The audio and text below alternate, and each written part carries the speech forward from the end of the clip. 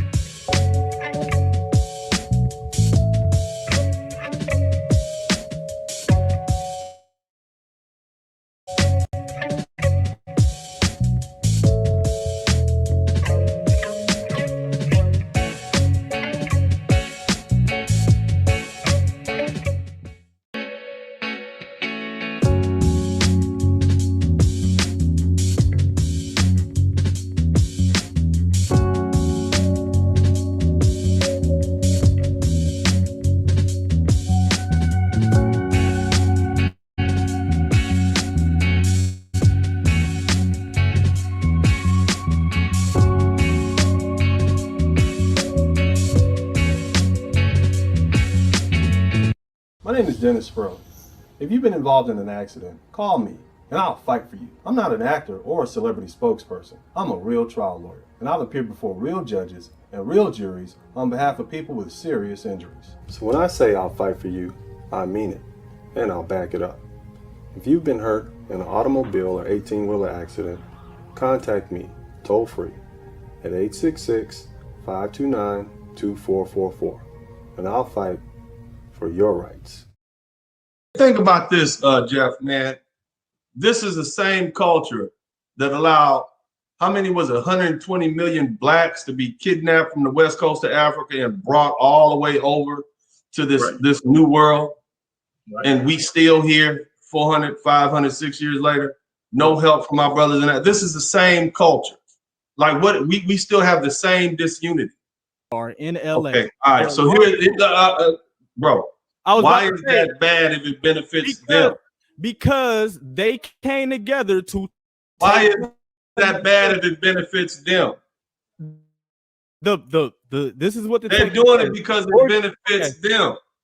Because it says African Americans, it specifically mentions us because we were getting resource streams after the civil rights movements and the money was going to us. They decided to not be white no more. Okay, great. That benefits them. You don't get what I'm trying to say. Why are we mad at them for doing what benefits them?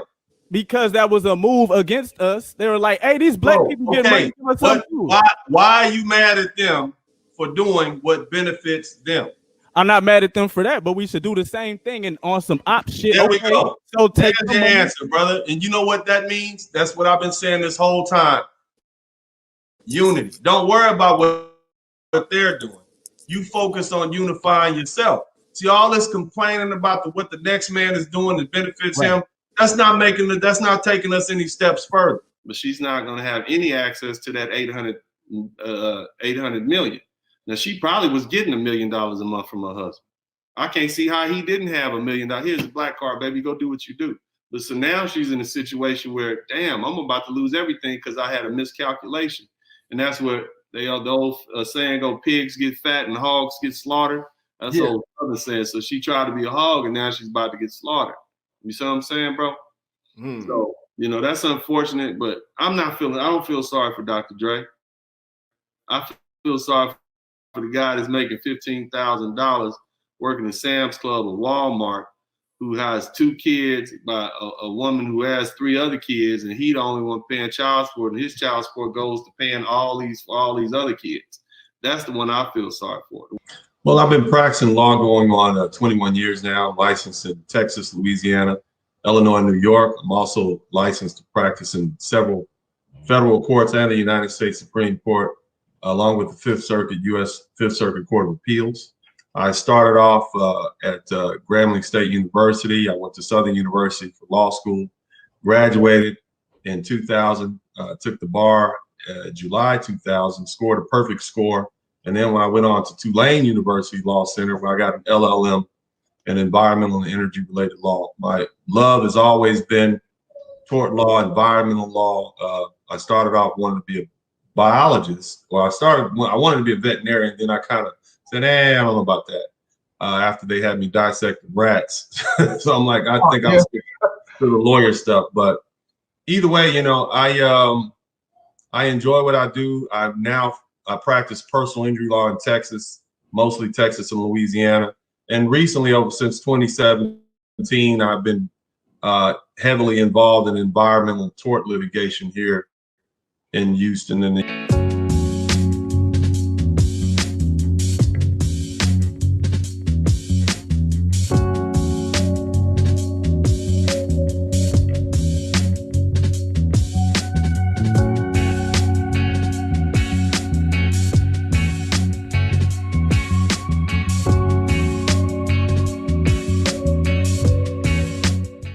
Dramatization. After a car wreck, you may have to fight with a highly trained insurance company rep whose job is to knock your damage claim down and out.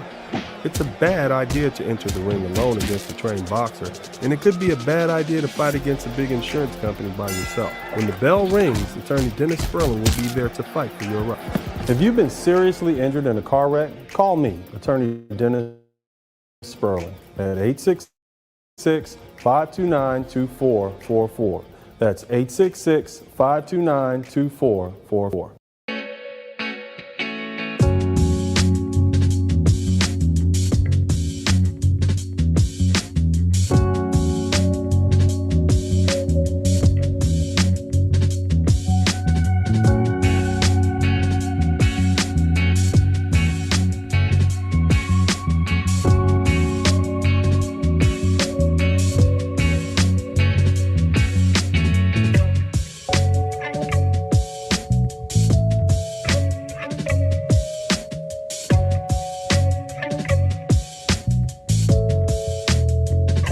Hey, what's up, everybody? If you appreciate the format and you appreciate what we're doing here, then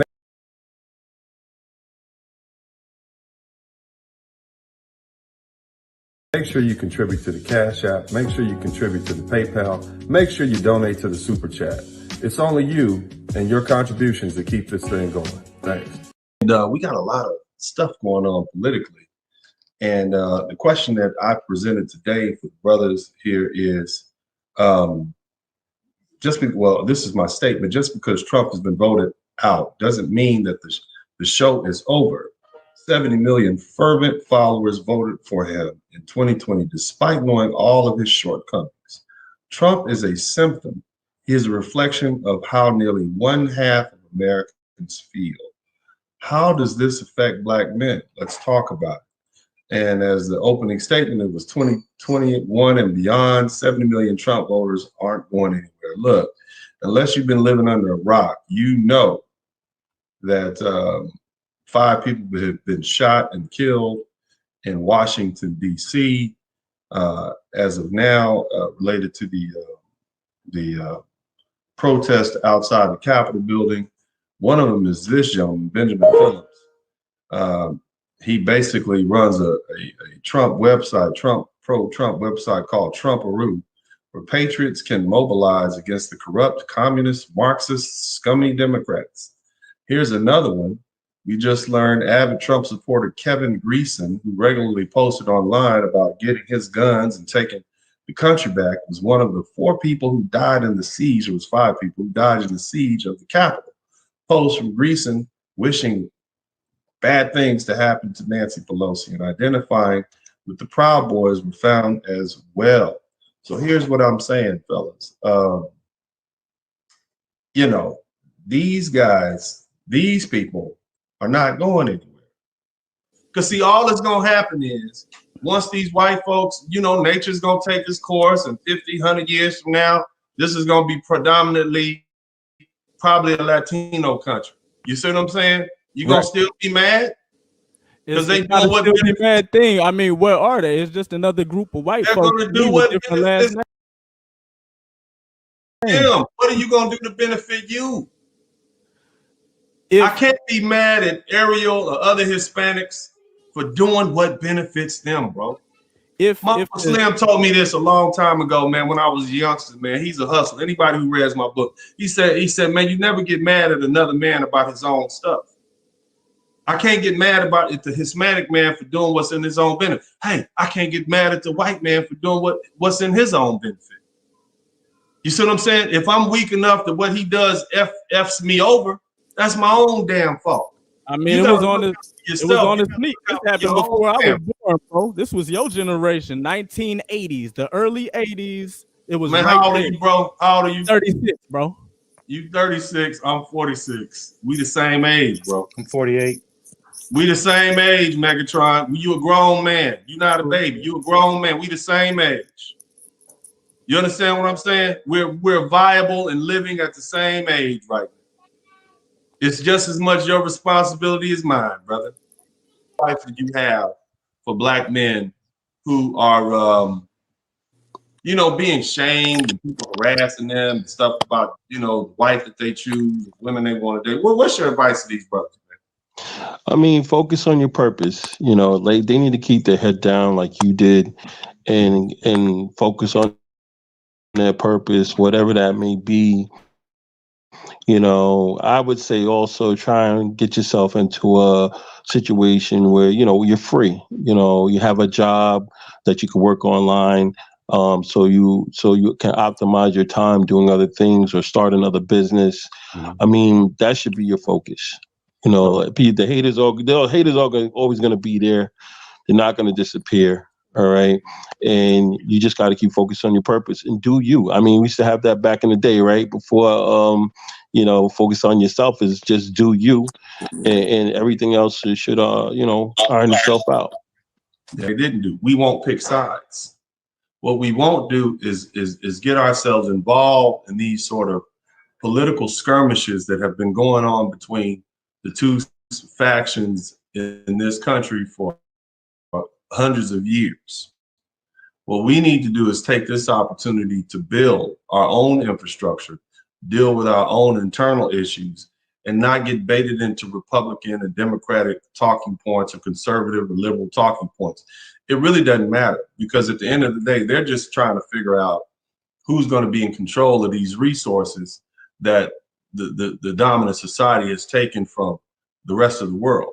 It has nothing to do with us. And so when I see black folks picking sides, yeah, it's great. I don't care if you voted for Trump. I don't care if you voted for Biden. It doesn't matter to me, because at the end of the day, you're still a black person, especially you as black men. You as a black man, you need to focus on what you need to do. Make yourself a better person. Figure out what it is you need to enhance your position in this world right now. That's what you need to do. You don't need to get caught up into what Trump is doing. Oh my God, I can't believe that he needs none of your business. Nothing. Because as soon as they finish with them, they're gonna go right back to you.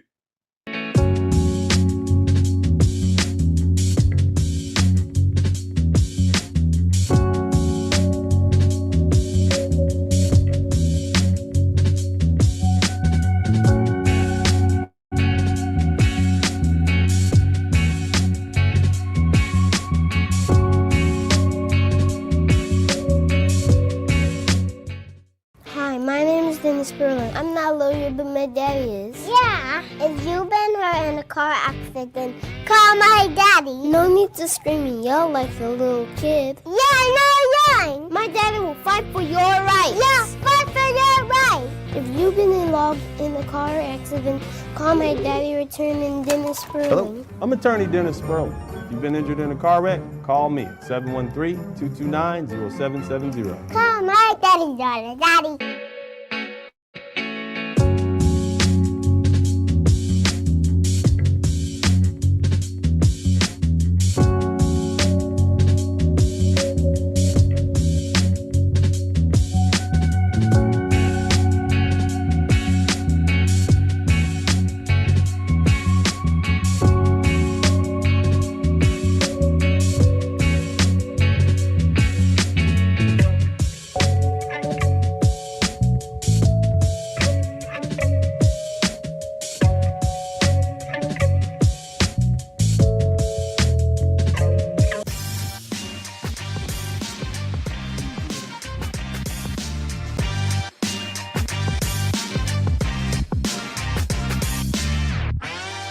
Dennis was called to participate on a panel to speak to that. And when Dennis' time came up, he said, no, I disagree with Lonnie Love. This is a very simple issue. She is too big to get the kind of men that she wants. It's that simple. Real simple.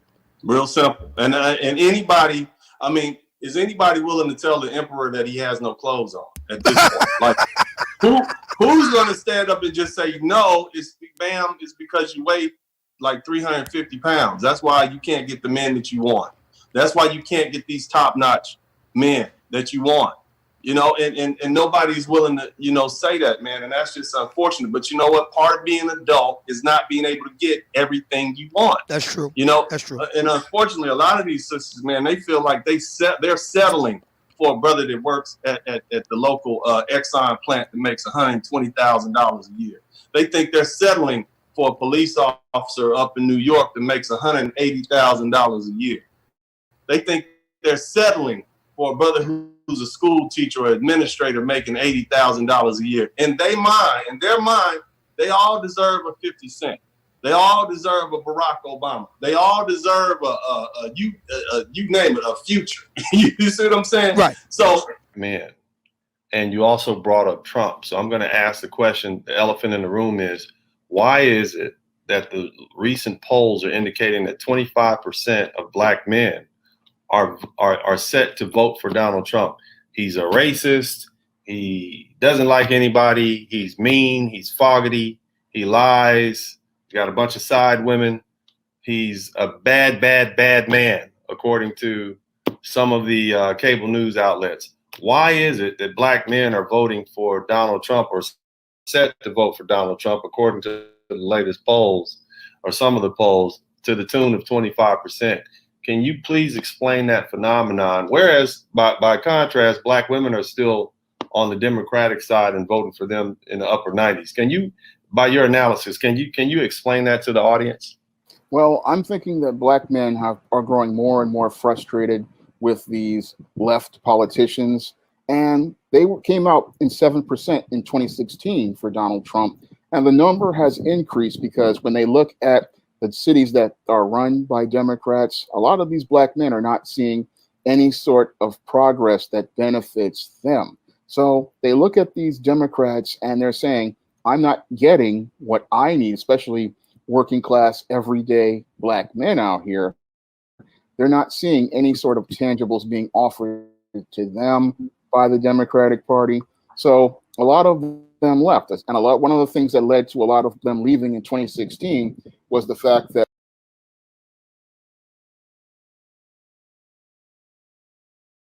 we had all of these murders of black men, like Eric Garner, like Michael Brown, Trayvon Martin, and your Barack Obama's Department of Justice did nothing in any of these cases. So these black men were sitting there hoping that the black president would provide them with justice, but the black president decided to blow off black men. And when he blew off black men, those black men decided to go to the other side. And now more and more of these black men are seeing some of these indirect benefits from a Trump presidency, because Trump's policies that deal with immigration actually lead to the indirect hiring of black men on jobs.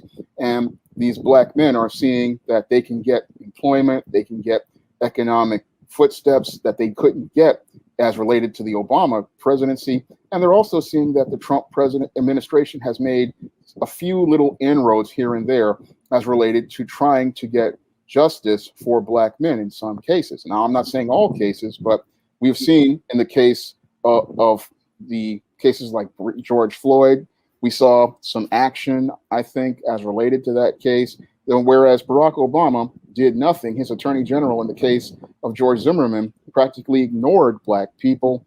And when he ignored black people and he did nothing about George Zimmerman, he basically created Donald Trump. And that's something people don't understand about Barack Obama. If it wasn't for his inaction on Trayvon Martin and George Zimmerman, Donald Trump wouldn't be in the White House today. Hey, what's up, everybody? If you appreciate the format and you appreciate what we're doing here, then make sure you contribute to the Cash App, make sure you contribute to the PayPal, make sure you donate to the Super Chat. It's only you and your contributions that keep this thing going. Thanks. I will scream and I will holler. Then I'll scream and holler some more. saying absolutely nothing. You have a choice in legal representation. And in making that choice, do you want an attorney with a made-for-TV nickname to represent you in your serious car wreck claim? I will growl, kick,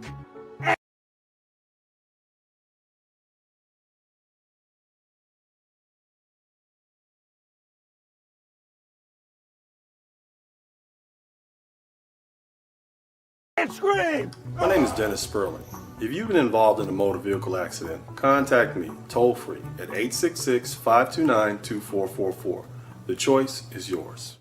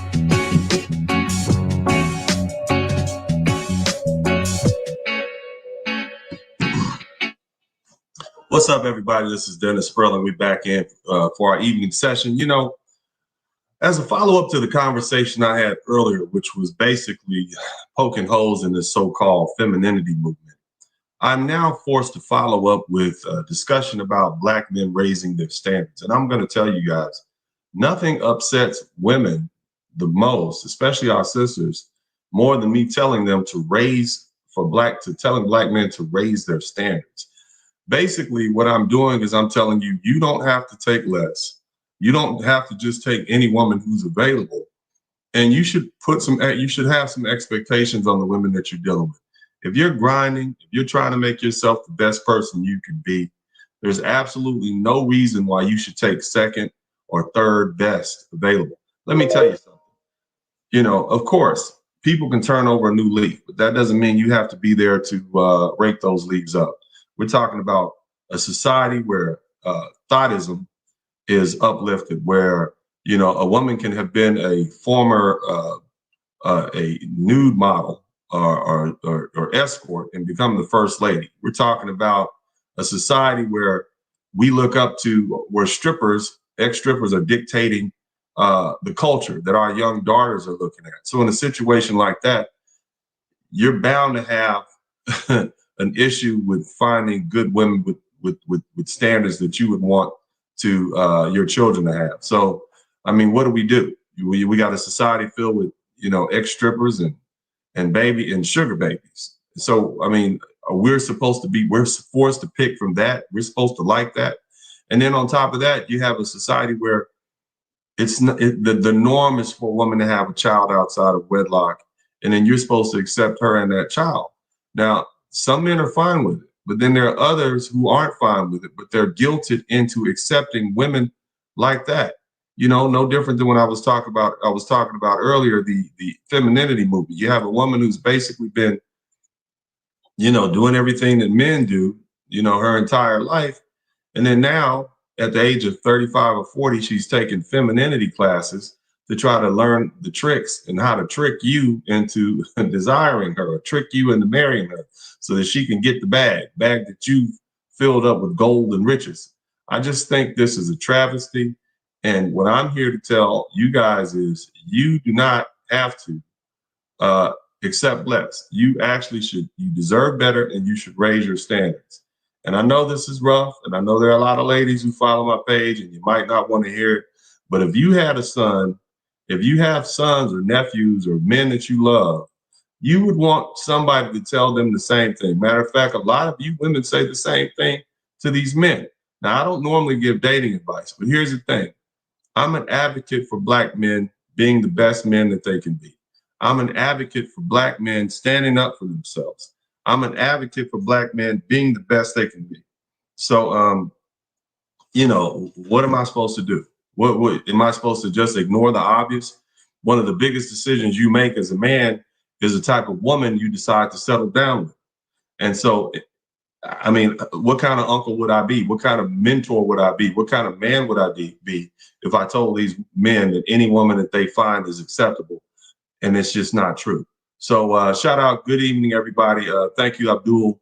Thank you, Excalibur. Let's talk about it. Says, let's talk about it. Right fist in the air. Shadow Walker, welcome. Raymo, welcome. Good evening, fellas. So look, I want you guys to come on in. We're going to have this conversation. This is a conversation between men. For you ladies who are tender-eared, you know, maybe you shouldn't listen to this conversation. But these are the type of conversations that young men are supposed to have with older men, with more mature men, more experienced men. Us telling them what type of women to avoid and what type of women they should be looking for. That's fundamental. That's a fundamental lesson of manhood. It's something most of these boys would have learned if they didn't live in a house full of women who were biased in favor of women. So, you know, it's going to be a tough choice. You fellas, I'll put the link in later on. I'll probably start putting it in about 5 minutes. But for the most part, what I want you guys to do, man, is just sit back and just hear me out. So a lot of these so-called female dating coaches, what they will do is they will tell these young women that we're going to teach you how to be more feminine. But what ends up happening is they're actually teaching them how to trick men and how to manipulate men and fool them into thinking they're somebody that they're not. And here's another thing. One of the things that they tell these young women is this: date multiple men at the same time. If I'm dating a woman and I find out that she's dating multiple men at the same time and I'm taking her seriously, then I'm going to instantly stop taking her seriously. And here's the thing. She doesn't have to tell me that she's dating multiple men. If I call and I text and she's not responding, if I call or I text and I'm thinking this is serious and she's not, I'm immediately stop taking her serious. If she's not all in, I'm not going to be all in. But the thing about men is, especially men who have options, you know, you pretty much get one shot. Maybe I'll call you, maybe I won't. But after that, you're on the no-go list. So, you know, you guys know where I'm coming from. You don't have, when you raise your standards, that's something that you, that's ingrained in who you are. You're just not going to take less, period. So I had an opportunity. I put some of this information up earlier, and I want to tell you, this is some of the response I got. I said, fellas, or this was the actual comment I put. I said, fellas, what are your thoughts on female dating coaches that tell young women to date multiple men while looking to get married? Let me see. Lamont Green said, they're setting them up for failure. And most of the time, these relationship experts are single themselves. It's pathetic. Let's see who else. Kelvin Scott said, I see no problem with it because that's what I've always done pre-relationship. I call it the playoffs, and may the best woman win. So basically he's saying as a man, he does it. And so he thinks it's fair for a woman. I think the rules are different for men and women. I don't think, if I find out, I can't put a woman in a place of, I can't see a woman in a higher moral place than I am and look up to her and think she's worthy of me sacrificing the time and energy and resources required to keep a woman and maintain a woman in a marriage if I think she's out there doing everything I'm doing. There's a difference between how men can operate in this society and how women can operate in society. Unfortunately, feminism has lied to women and told them that they can do it all and have it all and they're equal to men in all regards and they can do whatever men do. Well, that's fine. If you do that, then we'll treat you like a man. For the most part, you probably won't like that. Dennis Kwame said, they are leading them to failure. High-value men don't respect women who act like that. I agree. Jerome Pollard, a person that tries to be with everyone ends up with no one. Great point. Brian Ponder, attorney at law, said they are telling them to do what they're doing already. Hopefully they didn't pay for that advice. In other words, Brian says they're already out there doing the dirt. So it doesn't matter that somebody else is telling them not to do it. We're going to take a break. Thank you, Raymo. I appreciate that That's a super chat. He said, I had to learn about settling down with with the wrong person. A lesson I will never forget. Thank you so much. Let me see. What's the name of your song you playing on your live last week Sunday with the girls on the boat? Oh, that song is called Fiesta en el Barco. It's I actually wrote that song probably a couple of years ago, but last year, and then I recorded it with beans and cornbread, and then I took some video footage from a boat ride that I was taking, and you know, a couple of parties, and I just put it together. And, you know, we thought it was good. Little did I know it was going to have over 250,000 views inside of 3 months. So yeah, it's called Fiesta en el Barco. You can find that song if you look up Esquire Entertainment on YouTube. You can find it there under Didi Ahmad. But thank you so much. I appreciate it. I'm glad you like the work. Abheck said you don't have to tell women to date around. They get offers and they accept them without any inner debate. Right about that. Peter said, let me see. Adam Williams said, old women who failed in the dating world shouldn't give advice. Ooh, that's kind of harsh, but he's keeping it 100. Peter Huggins said, the only thing they're going to end up doing is having sex with many dudes. Benchley Charles said, if I find a woman to be cute, I'm going to assume someone is sniffing besides me. So I'm going to expect competition, expect the same from me. All right, so we're about 14 minutes in. Look, I need you guys to donate to the Cash App. I need you guys to donate to the Super Chat. We'll take a little quick break right here. I want you guys to check out this video. Since it was brought up, I'll go ahead and put a video back on here. I know you guys like to see my music. It's cool stuff. People like it, so I'll let y'all listen to this.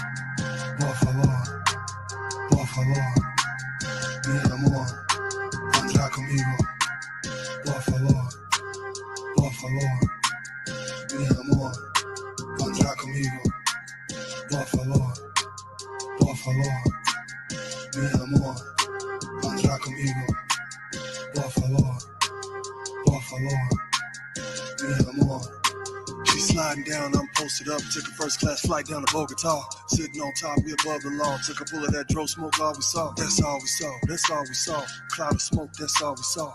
After that, she was on my lap. Then she rose up and she made a clap. Clap, clap, clap, clap, clap, clap. Just like that. Clap, clap, clap, clap, clap, clap. Just like that. Andra conmigo, por favor, por favor. Mi amor, andra conmigo, por favor, por favor. All right, so we're back again. Okay, so look, basically tonight we're talking about raise your standards, black men, you deserve better. How many of us have been told that we should just take leftovers? We should just be able to, we should tough it out. We're lucky to have the woman that we're with. It doesn't matter who she is. She could be, you know, bigger than you are. She could be, you know, have 2 more kids than you. She could be formally divorced. She may have had a couple of abortions. You never know, you know, and so you're supposed to just suck it up and take that.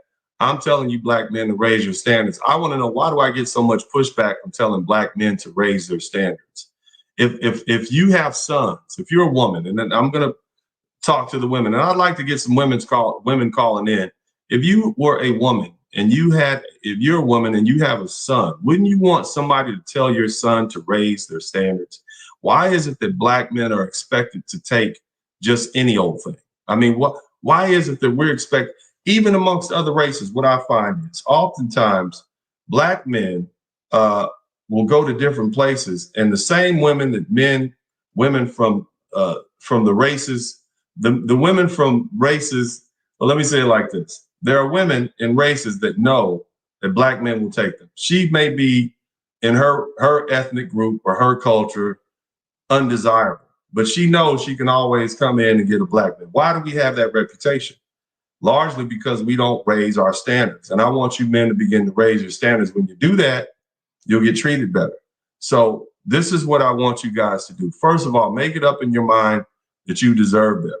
Not only do I want you to raise your standards for yourself, but I also want you to raise your standards for the women that you allow in your life. One of the most important decisions you can make is who you allow in your life. What woman you end up marrying, what woman you end up being with. So yeah, she should be, you know, somebody that compliments you, not somebody that yells and screams at you, not somebody that makes you feel like she's tolerating you. Okay. Now here's another thing.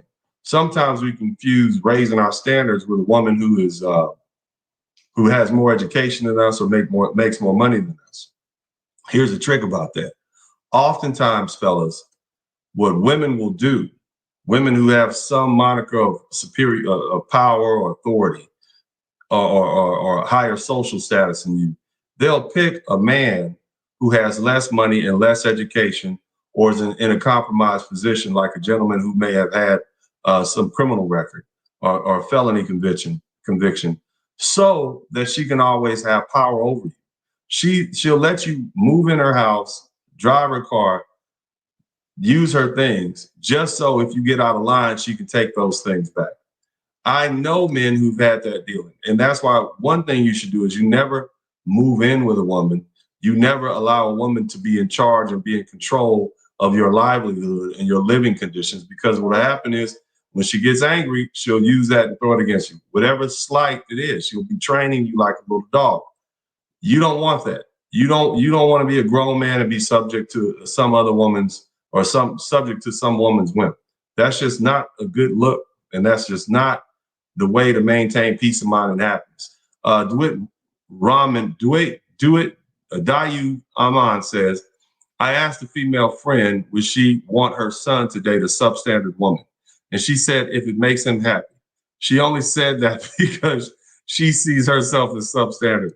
Yeah, right? Isn't that something? Let me see if I can get some of you guys in here.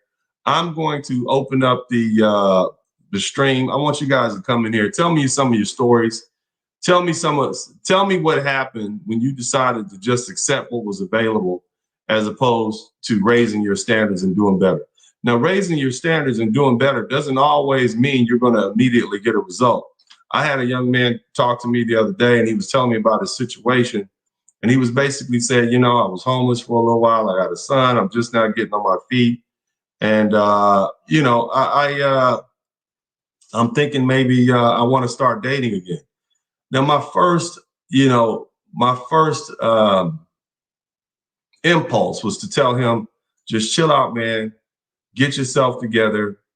Don't rush into it, because what's going to happen is you're pretty much going to find a woman on your level. And if you're barely home, if you're damn near homeless, you got a kid, but and you got a regular job, you know, you're going to find a woman like that, or probably on a lower level, because women typically want to date men on a higher level, unless we're talking about that situation that I brought up earlier. So, you know, they're looking for a man who's socially compromised or financially compromised, so they can treat you like a trained poodle and discipline you when you get out of line. So what I want you fellas to do is just keep that in mind. Keep that in mind, that, you know, you want to raise your standards. And when you do that, you can ask for more. You can demand more. It's hard to demand anything if you don't have anything. It's hard to demand anything from her. Again, I'm putting, let me see. I'm putting the link in the chat. I don't know if I did that yet. The link is here. Come on in, fellas. Let's have this conversation. I look forward to you guys telling me your stories, telling me what happened. And so we got a lot of people coming in. Where are you guys? Shadow Walker said, I've not been told that, and definitely will not accept it. Good to know. You shouldn't do that. I want to get some people in here. I'd like to get some ladies in here, and I'd like to explain to them why they can have these high standards for men, but men are just supposed to accept anything. That's why I want somebody to come explain the hypocrisy to me.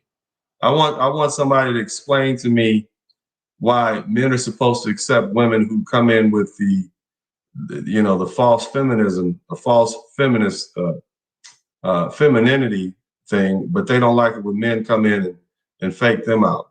Just talk to me about that. So we got first up here, we got Range Rover 1. What's up, man? How you doing? Welcome back. What it do? Good.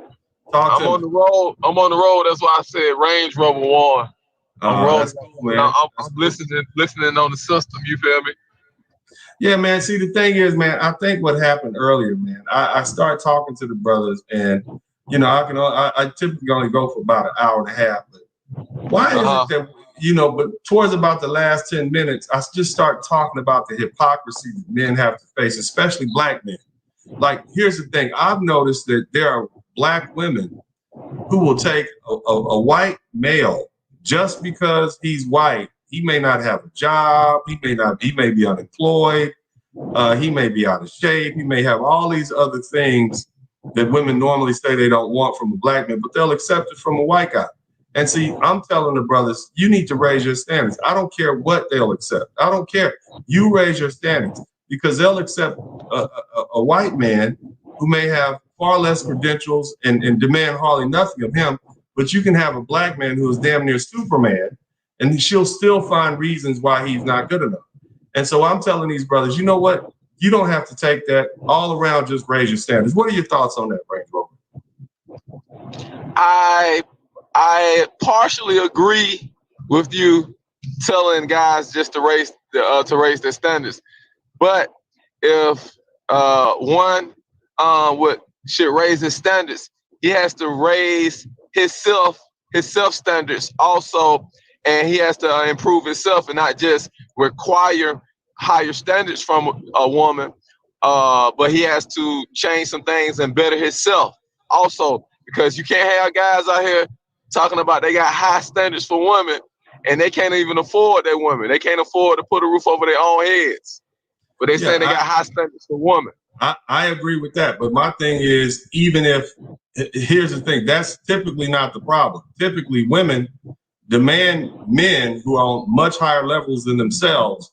But I mean, I just see the hypocrisy. But hey, we got a lady in here tonight, Linda Matthews. Unmute yourself and come on in. Hello.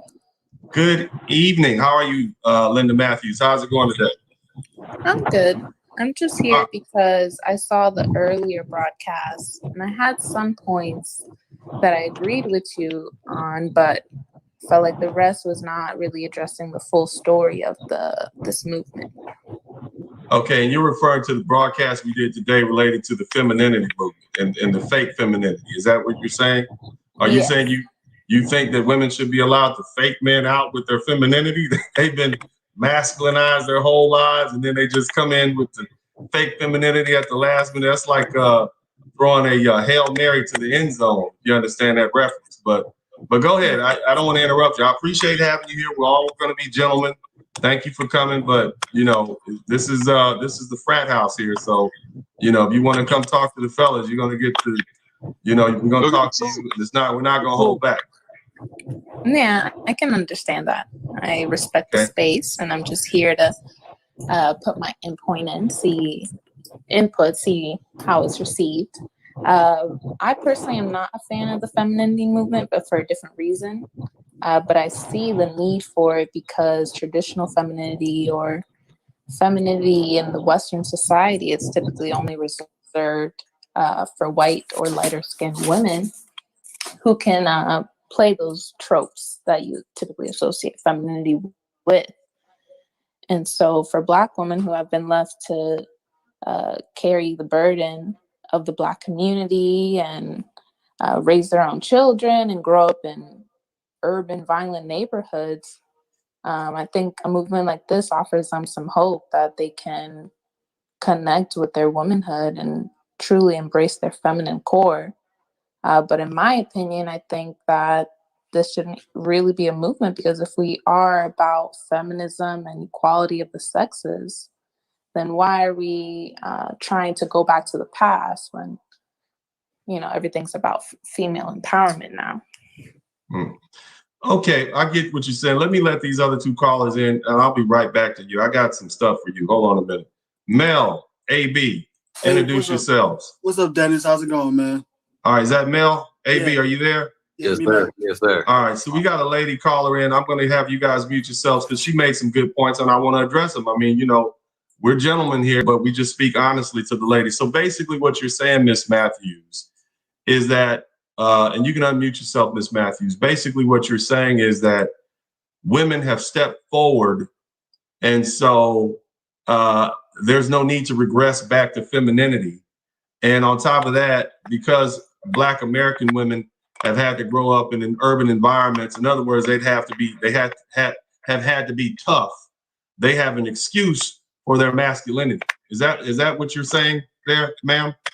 Yeah, that's part of what I'm saying. But I also think it's also problematic to call these women masculine, because these are traits that you and other men don't like in these women. So if you're calling it masculine, then what are you actually saying about masculinity? You know, well, I'm saying masculinity does not work well with women. I'm saying I don't want to marry a masculine woman. I don't want to deal with a masculine woman, especially in my household. Now, she can be masculine and not be with me, or not be with men who don't like masculine women or masculinized women. That's what I'm saying. Yeah, but then isn't that playing into toxic masculinity if you think that these negative traits in women are only masculine? And wouldn't you much rather see it as still femininity, but rather like a shadow side to femininity? Can I ask something that's virtuous and pure? All right. Yeah, I don't even know what toxic masculinity is. You know, I know that the only toxic masculinity I know comes from men who are raised by women who have female coping skills. Those are the toxic that's the toxic masculinity that I know about. So, you know, I appreciate where you're trying to go with that, but in making excuses for women just because they grew up in tough neighborhoods, there are impoverished countries around the world where women are still feminine. So if you go down to places like Colombia and Brazil, they have a tough life. It's pretty hard down there.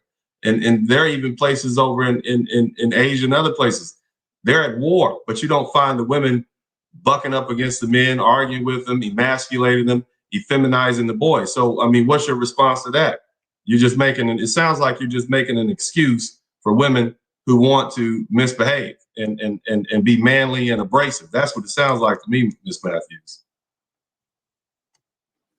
No, I think that there definitely needs to be restorative justice and healing in our community. You know, we still have generational trauma, and I don't think that Black women have been given the space to even explore femininity and what that looks like for them. Just like how I think Black men haven't been able to explore what true masculinity should look like for them. And outside. So you're saying that Black men aren't truly masculine? Are you saying that Black men aren't truly masculine? No, I'm just saying that I think these femininity and your more traditional alpha masculine stance or whatever is playing into respectability politics and white supremacy. So you think this is all the white man's doing? Is that what you're saying? You're saying white supremacy, racism has to do with Black women being masculinized and fighting with their men? Because see, this wasn't something that was happening before 1955, before the onset of feminism. Back then, we had the highest rate of marriage here in the United States, even more so than white folks. It's only now, after the onset of feminism and the lies that have been spread to our women, Black American women specifically, and which is now spreading around the world, that has told them they should be strong, independent, and free of any man, and they should instead accept what the government has to offer, as opposed to, you know, working with their man so that they can benefit the Black family, Black woman, Black man, Black child, or Black. So I don't get what you're saying. How can we blame white supremacy, racism for something that just arose in the past 40 or 50 years because of a new doctrine, i.e. feminism? How does that happen? I mean, I think it's just still respectability politics. I think that in a way to try to correct the negative images and the ghetto and stereotyping and Black women are this, Black men are that we've tried to prove ourselves as better Christians, better families, you know, but I think that that's clearly not the state that we're in now. And that just shows that there's a bigger rift between Black men and Black women. So do you think it's on Black women only to change themselves? I mean, the ones that want to get married to Black men, yeah, they should change themselves. But what I'm saying is, Why should we accept a 35-year-old woman with 3 or 4 kids, or a woman who has, and we're kind of segueing back into the conversation we had earlier about femininity. And I have another problem with that whole femininity movement. And I know you're kind of against it too, but you know, they're telling these young girls they should be sugar babies, they should date all these different men, and that's not what men want. Okay, but Ms. Matthews, I thank you for joining. Is there something else you would like to drop in before I allow the men to chime in? Because you know, I want to make sure you the respect you deserve. Go ahead. Yeah, I don't want to take up too much time. I know that this isn't a space created for me and my other audiences like that. But just, I also think the movement is promoting a cookie cutter version of womanhood, and just that women should all aspire to dress, act, and talk the same way, and not truly about loving yourself and expressing yourself the way you should and the way that makes you feel good. Well, Man, that's again, all I have to say. Well, again, before you leave, this is for women who want to get married. If you don't want to get married, you want to be a feminist, you go right on ahead, get yourself a girlfriend, enjoy your life, whatever you do. Well, I'm saying this is for, we're black men telling you what we want and what we don't want. Do you have a problem with black men raising their standards and me telling them they deserve better? No, but then do you have a problem with black women raising their standards and them being told they deserve better? Well, the fact that black men are never good enough indicates that they have raised their standards, and so much so that they work their way out of the practical aspects of dating anyone other than Superman.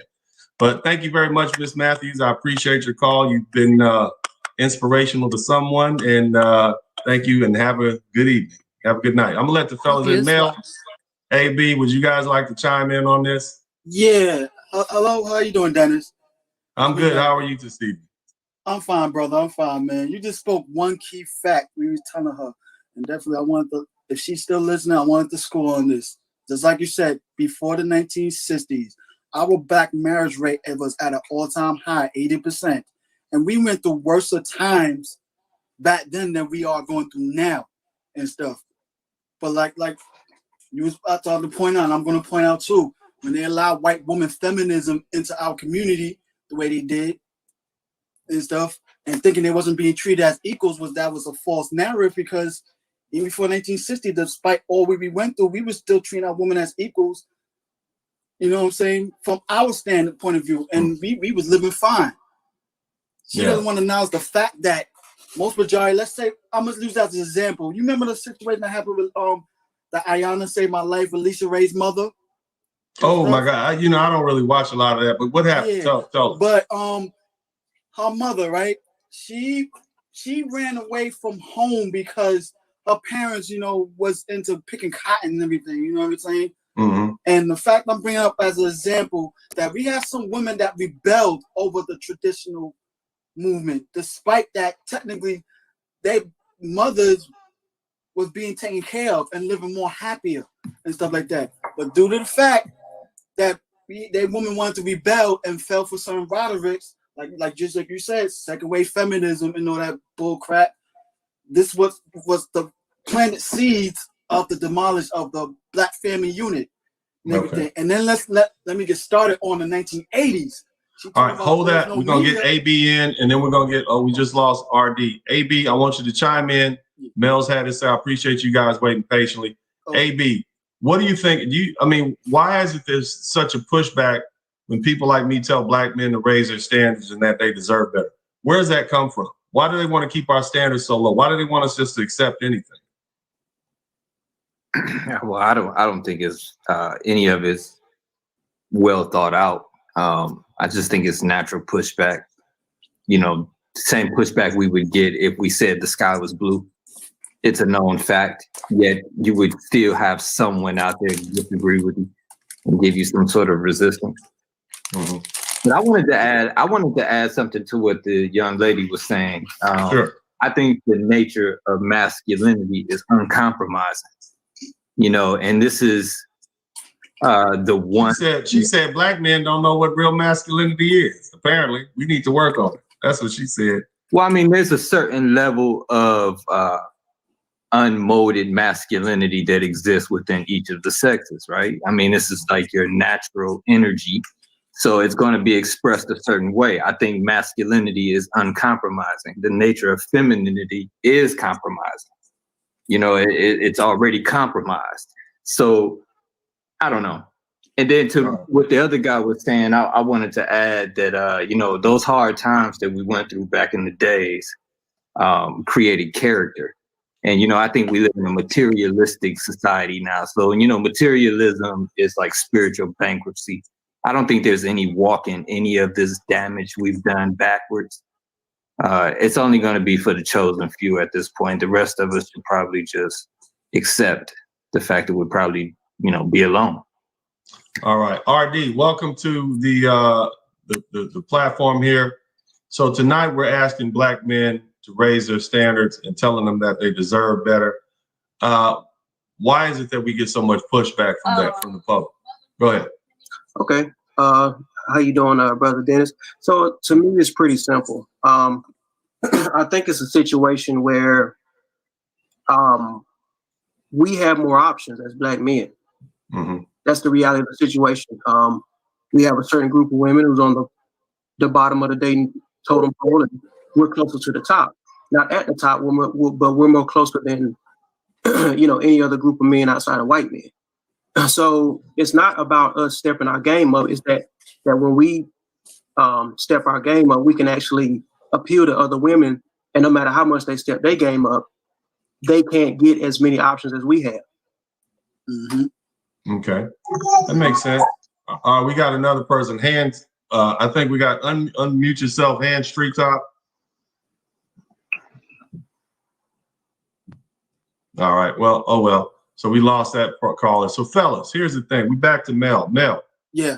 The caller brought up some good points. You know, she basically said, well, this is what she said. She said that she has a problem with the femininity movement because in her mind, it's regressive. They've gotten past that point, and there's no need to have a cookie cutter form of what is now what is an acceptable wife or acceptable spouse.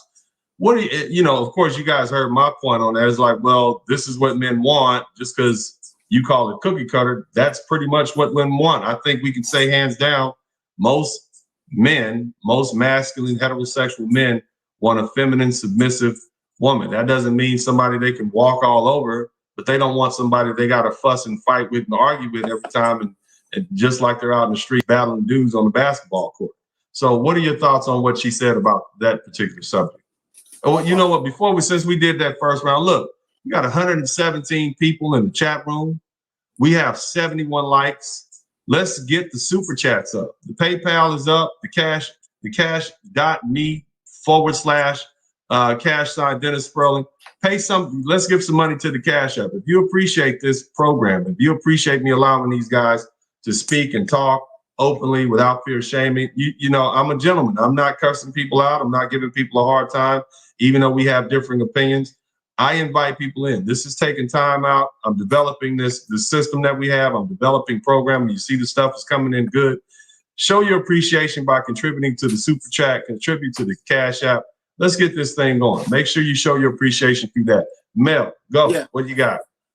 Yeah, well, I can understand why she felt that way. Because you know why? Because she wants it all. Mm. She rebels against the old traditional way. She's a liberal. She wants to be tradition. She wants the benefits of a traditional, but also wants the benefits of a liberal. And one thing she doesn't understand, and probably will not, is that for difference between us men and women, us men, we are content. We are content with our choices. We know that when we need to get certain things, there's a sacrifice that has to be made because we cannot have it all. So we have to weigh our pros and cons and everything. They don't realize that. King Ghidorah says she thinks only white men can be masculine because only white men can discipline Black women. Ooh, do you? My goodness, we're implying a lot from the lady to call. But what do you guys think about that? Man, I don't even pay no minds of women that talk like that. There's a big difference between interracial daters and swirlers. I mean, well, she never stated that, but that is the mindset that's out there. I mean, we do have, and I mentioned it myself, these same sisters that put all these requirements and on black men will take a white male and they'll date him even if he has half the qualities that a black man has. What do you guys think about that? Well, do you see the type of woman that's actually taking those type of men? They're not the most highly attractive females also to themselves. Mm-hmm. You know what I'm saying? If you break it down, I see a couple of black women, white men, but I'll break it down to how attractive is that black woman is towards that white man. Like, for example, like a celebrity, like the late David Bowie and the model Iman. Mm-hmm. Two attractive looking type couples and stuff. But take someone like that Gabriel, goddamn last name from Precious, and the lame dude he's with and everything, they're not highly attractive. Yeah, but you know, honestly, man, I mean, honestly, I've traveled around the world and I see some beautiful black women and I see them dating white men.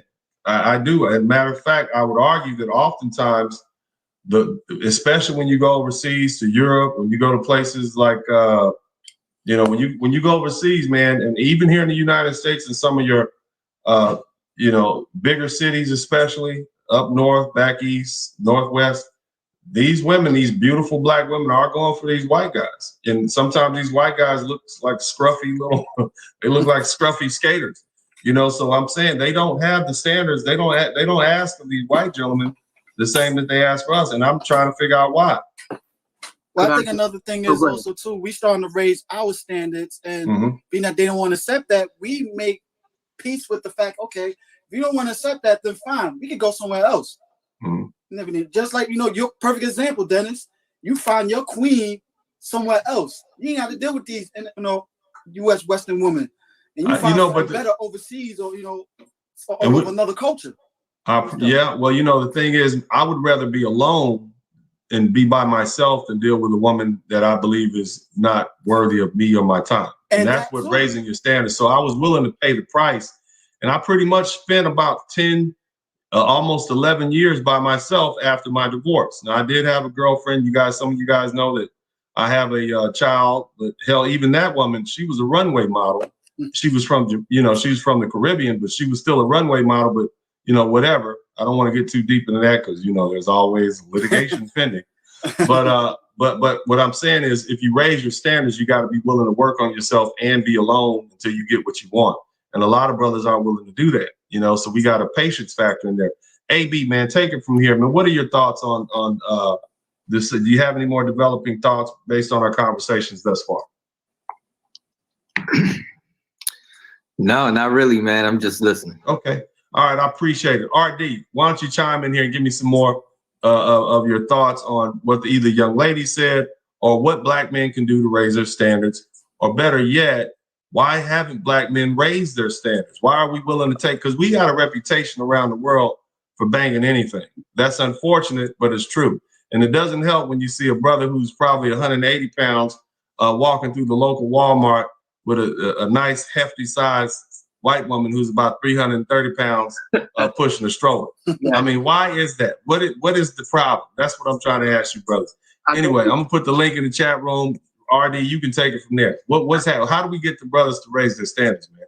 I think you already said earlier, Dennis, when you said brothers are scared to be alone. We get so infatuated with, you know, getting some buns. We just like, look, we can't wait 2 days.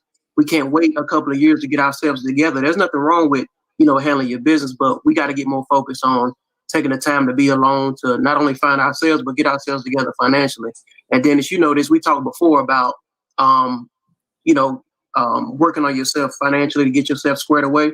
Once you start getting at these different circles, it's a different environment. You start traveling, you start seeing the world, you start seeing these different things, and you start to understand, like, you won't be able to find these type of women unless you put yourself in that environment. The only way you're going to be able to be in that environment is if you start to work on yourself and be able to afford to put yourself in that environment. All right, I get it. Now, here's the thing. No ma'am, who just entered into the chat room, said that black men are love starved. Yep. What that translates to is brothers are thirsty. Yep. We have the reputation for being thirsty. Matter of fact, when we left up out of Africa millions of years ago, we ran around, had relations with all the Neanderthal women around the European and Asian continents, and that's how we ended up with all these other races. Okay, if you don't believe me, they've mapped the DNA genome. You know that the African, you know that the Homo sapiens sapien emerged from South Central Africa, and we know what we did. Okay, so it dates all the way back, but I know I'm saying that in jest, but I really mean that, man. When can we get these brothers to raise their standards? You see what I mean? Like, you know, we talk about this young lady, I forget her name, Precious. She played Precious, right? Right, you see that. And we talk about, she says she's level up and all the black men are applauding and all. Oh my God. If you look at the white guys on these chat rooms, they know they took an L because that falls below their standard of care. They normally would never, they don't even want to acknowledge the fact that they're taking that L by this guy bringing their whole team down by dating that very husky young lady. You see what I'm saying? But, you know, I don't understand, like, they can collectively say they took an L on that because that woman is below the standards of beauty that they would accept. But we as black men, we see it happening all the time. We don't say anything. We think it's, at this point, it's normal. What's up with that?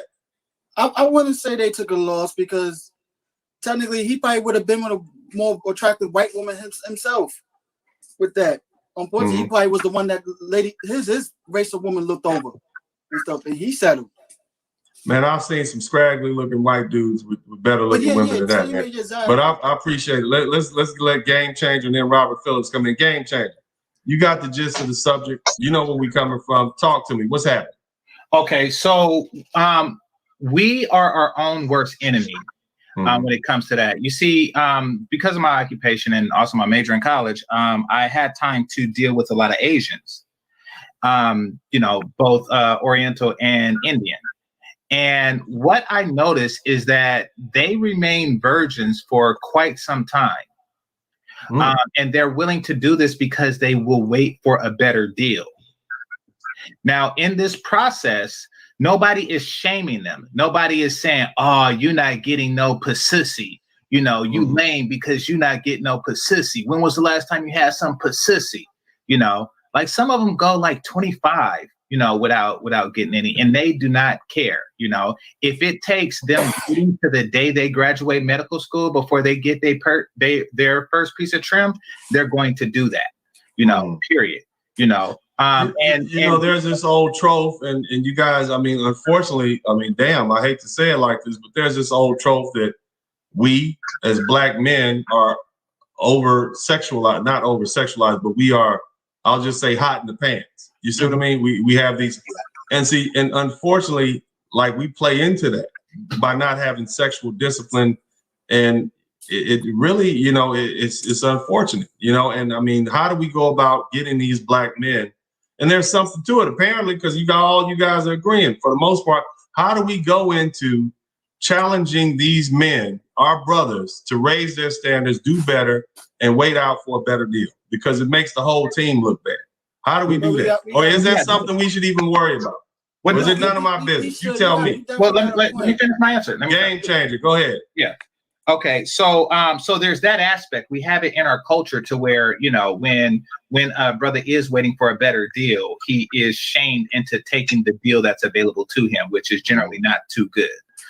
You know, there's always going to be that, you know, that one chick that'll get you, you know, when you're between better women.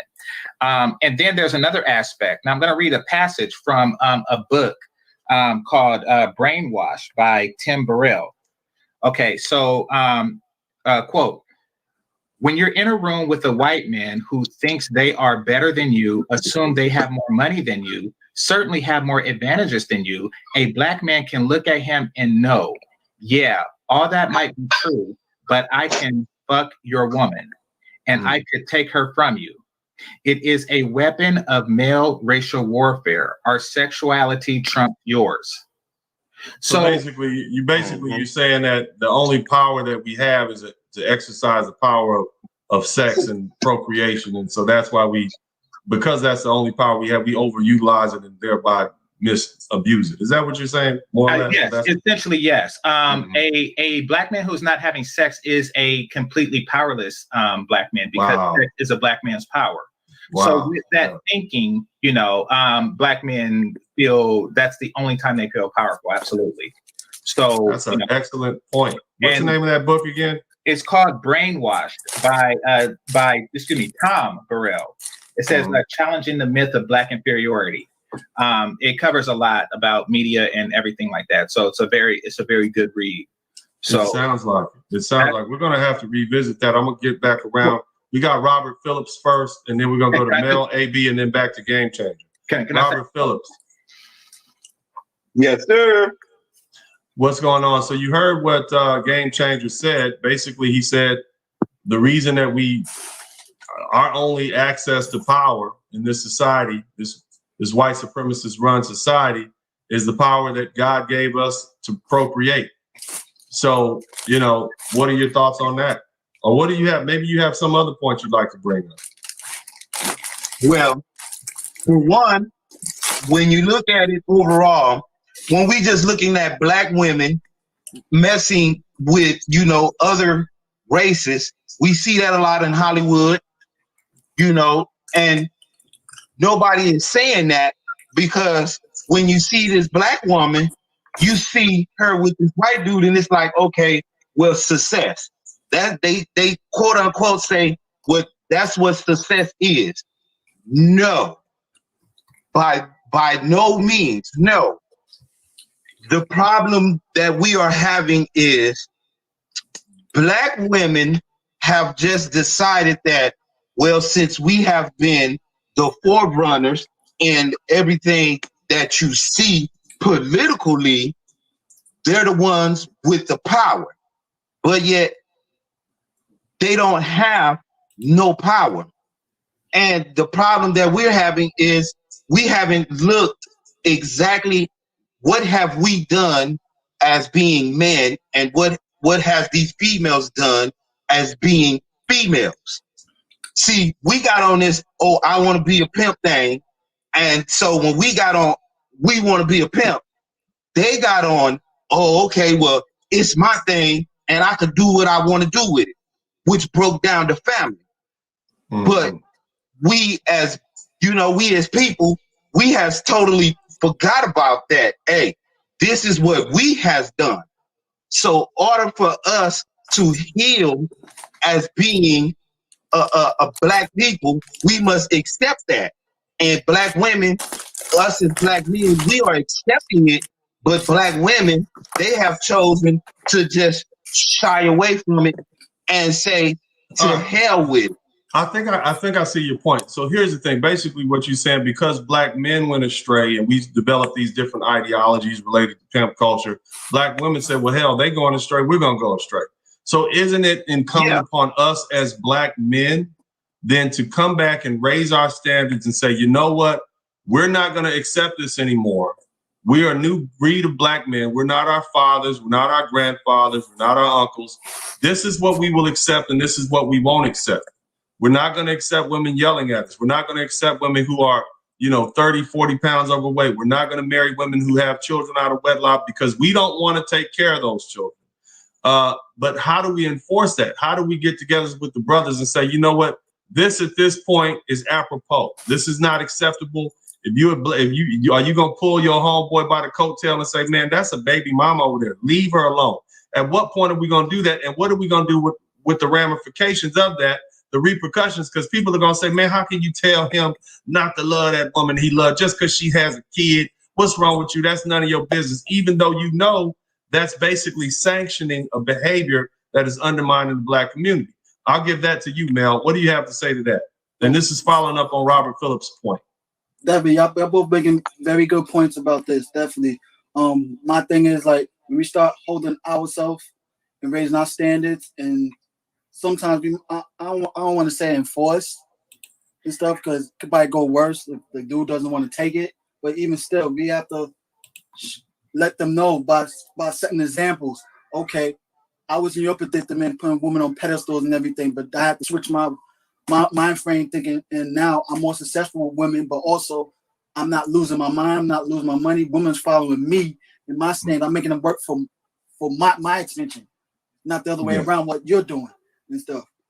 If you want to see how I'm doing things, I will teach you. You know what I'm saying? You have to have open mind All right.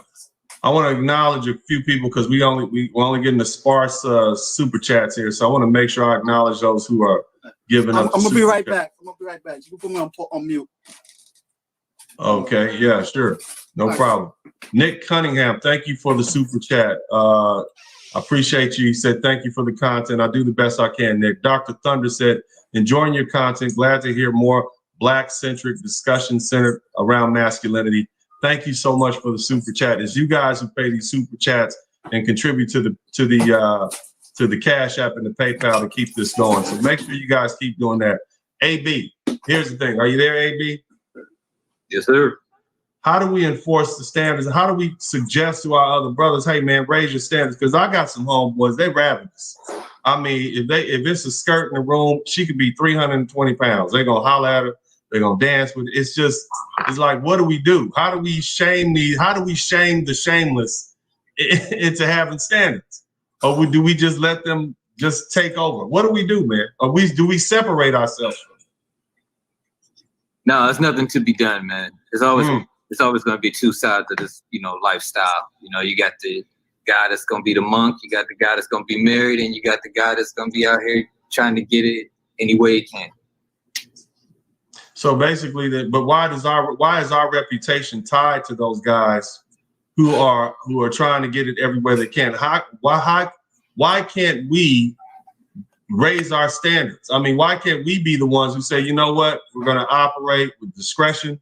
These are the type of women we will accept. These are the type. Why do they have to carry our reputation? They get to carry the banner of our reputations. Cockhounds, the thirsty. We're tired of that. How do we get that? How do we change that in this social environment? We got to make it fashionable. We got to find a way to make it fashionable. It's not really fashionable. Most of the guys who want to live like that, with some dignity, and have some class and some, want a better selection. Most of the guys who live like that don't get much light. I mean, there's not enough of their activity to be exploited via cameras and Instagram and things like that. Dudes who want better move in silence. They operate different. They're not trying to attract the thoughts because they know they're a waste of time. So you just move in a more low key manner. Okay. Well, I mean, you guys are pretty fatalistic with it. Game changer, I'm going to go to you next. Look, I need folks to come in and donate to the super chat, donate to the Cash App. Also, if you're going to come, we got a couple of more spaces in here. I'm putting the live stream connection in the chat. Come on in. If you have some other ideas, what I'm trying to do is I'm trying to get Black men to raise their standards. I'm trying to convince them that they deserve better. And the brothers are basically saying they might deserve better, but they don't care. They want to smash whatever they want to smash. And that's just unfortunate because those same brothers carry the banner for me and all the other brothers who exercise some degree of discipline. I don't have 9 kids by 9 different baby mamas. Why is that they get a chance to carry the banner? And Brother Ray, how are you today, Brother Ray? Brother Ray, unmute yourself. Brother Ray, are you there? Can you hear us? Yeah, I hear you. Can you hear me? I can hear you, man. So how do we get Black men to raise their standards, man? How do we convince them that they deserve that? Well, on a mass scale, you know what I mean? I think that black men within themselves just have to show the benefit of having a higher standard. Mm-hmm. You know what I mean? Because people, like my grandma say, I see better than I hear. And so if there is some way that we can have a mass movement of individuals showing the benefit, not just talking, not all this keyboard and Twitter and YouTube talking, actually away from the keyboard, going outside and showing the benefits and rewards of having a high standard from yourself. We ain't even talking about the women. Here's the thing, brother. If you are a Black man and you say, you know what, I want a woman with real hair. I want a woman who's slender. Yes, I want a woman who is kind and sweet and submissive. They're gonna say you're color struck. They're gonna say you're colorist, featurist. They're gonna. What else are they gonna say? They're gonna say that you want to pick me. You want a weak woman. You can't stand a real. You can't deal with a real woman. And they shame these brothers. And it starts with the women in their home. Because let's say you do bring yourself a high, you raise your standards, and you bring a nice, classy woman to the house that cooks and cleans and loves you and treats you with respect. The minute she start doing that around those women who are used to black men not having standards, they're gonna shame her and they're gonna shame you and threaten her to get her back in line with the no standards having self. So what do we do about that? Okay, can I answer that question? Who wants to answer that question? Who was that? I do, because I've taken a lot of time and energy on my channel to answer that question. So I have the perfect answer for you. Could you share your screen, or could you share my screen? Excuse me. Yeah, I got you up there, bro. Oh, game changer. Yeah, I got you up there. Yeah, just click that new thing. Yeah. Okay. All right. So this is when they try to shame you. Just hit them with this. Okay. What is that we looking at? This is my song.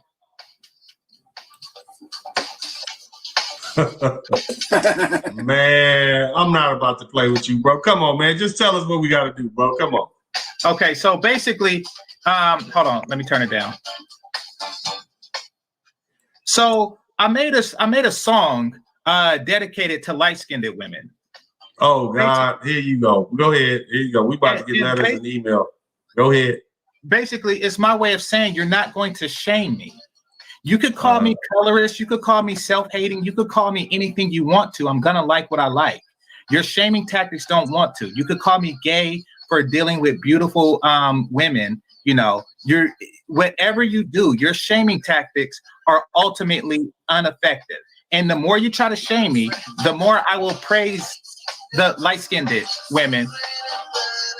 You got to turn the music down, bro. The only music playing on here is mine. But go ahead, keep talking to us. Okay. Well, there's no copyright. This is my song. But yeah, I know. But I just want to hear what you have. We want to hear the voices, and we want to get on to the other brothers. But yeah, nice pictures. Go ahead. Yeah. So basically, it's like, look, make it clear that you're going to have to compete. Also, brothers need to know that, you know, we're not limited to the black women that are in this country. We're not. But see, the thing is, even when the brothers go overseas, I see the photographs in some of these videos, they still pulling scallywags overseas compared to the women that are over there. It's like, even when we go to those other countries, right? And they got beautiful women, we'll pull the not so beautiful women of the beautiful women there. That's my whole point. It seems like wherever we go, we still are willing to accept the ones on the lower scale. You understand what I'm saying? Like, it'd be a room full of 10s, and we'll go find the 7s and 8s. That's my point. Dennis, you know why? Frequently. Who is that said, you know why? Brother Ray. Right quick. Brother Ray, talk to me. Why is that, Brother Ray? Because they don't have any confidence. They lack confidence.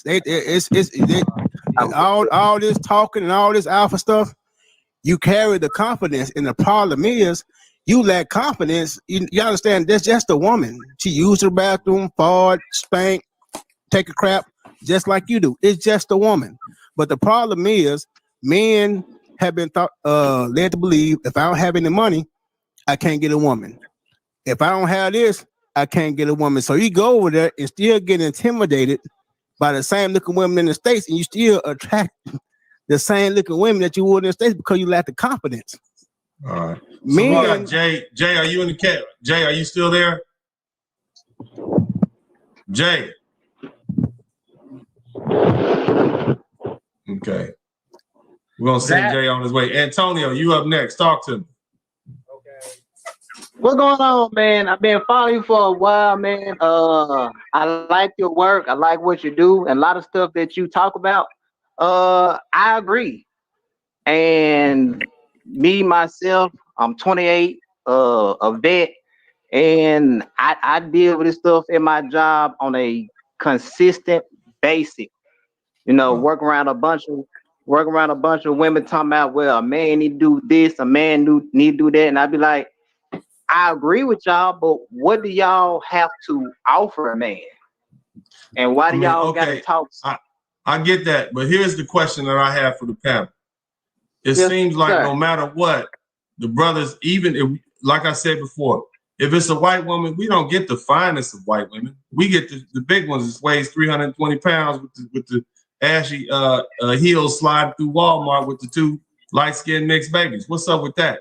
If we go overseas, if we go, hold on, let me finish, and then y'all gotta throw this. I'm gonna throw this meat in the water. You sharks can have it. If we go overseas, we don't end up with the classy women who are doctors and lawyers. We come back with the trick bags. What's up with that? You understand what I'm saying? So, you know, it seems like no matter where we go, we still are willing to accept the low. Don't we deserve better, in my opinion, and we should raise our standards. That's what I'm trying to get to these brothers.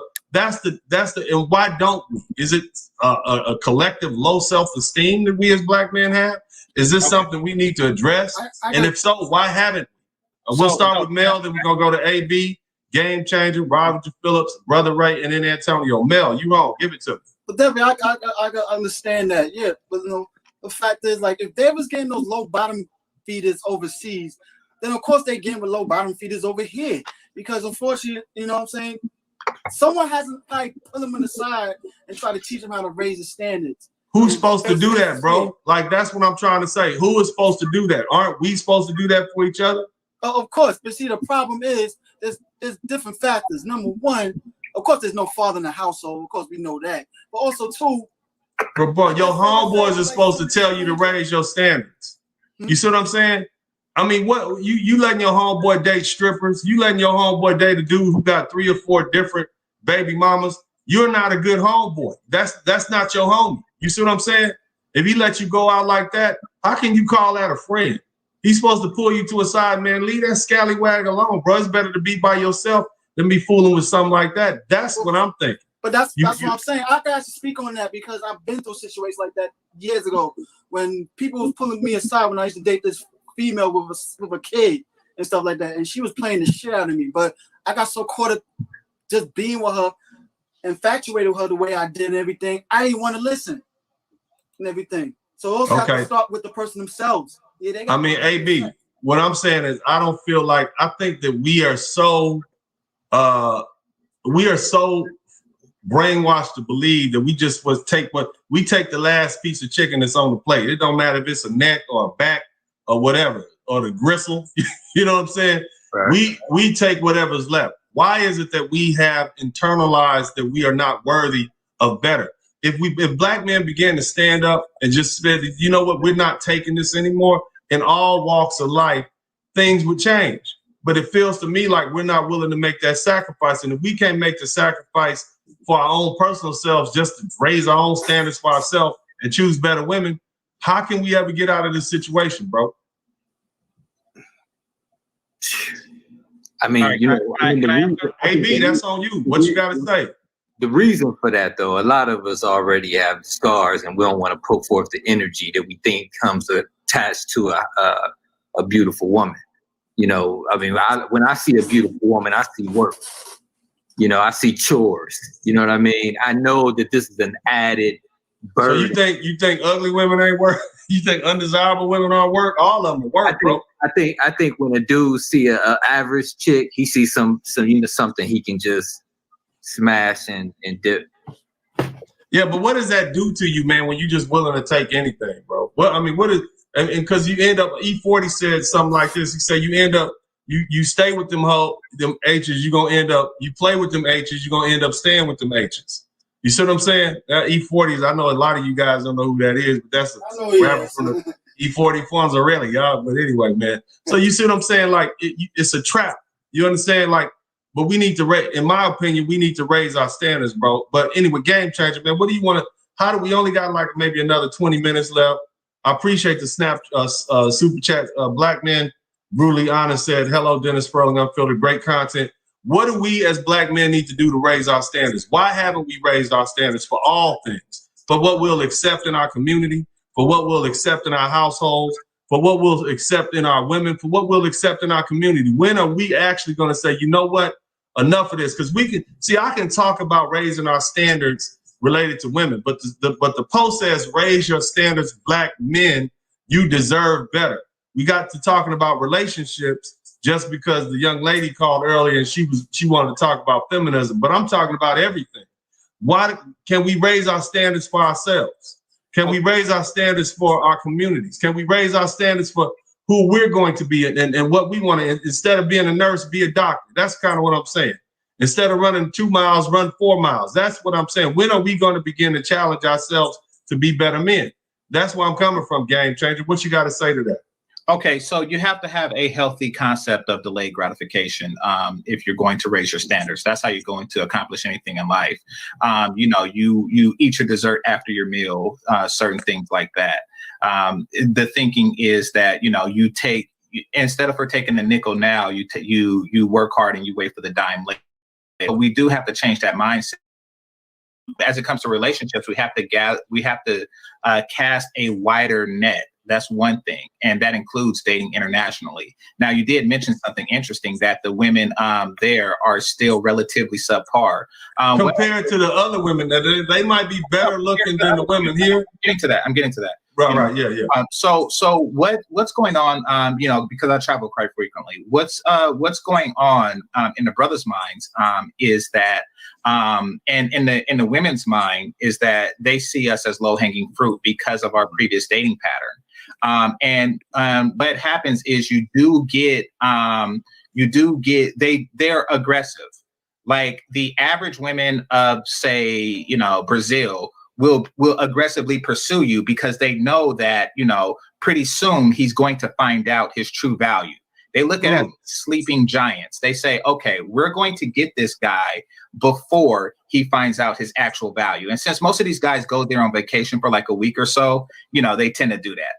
And the women they get tend to be somewhere between what he actually deserves and what he would have gotten in the States. And that is true when he also dates interracially. You see the guy with the fat white woman, and she is between the black woman he would have got here in the States and what he deserves. He hasn't yet realized what his true value was. What's his name? Jeremy Meeks, that guy whose mugshot made him a model. He was married to a fat white woman because he had no idea his value. So I mean, that's the thing. Now, the reason why a lot of black men don't know our value is because we have been shamed into oblivion, since birth. We have received constant barrage of shame from the black women, to basically hide our worth. But at what point are we going to be men and say, you know what, hell with what those women are talking about? I'm a man, and this is how I'm going to live from this point forward. Exactly. I love myself. I'm going to raise my standards. At what point are we going to step up and be men and say, I'm raising my standards for everything? How I look, how I act, how people treat me, how I allow people to treat me, not just in my face, but also in public. When are we going to do that as men? Robert Phillips, answer that question. Can I answer that? Yeah. Now, I'm going to go ahead and throw it to you, and I want you to dunk it. What we need to do is we need to get some land.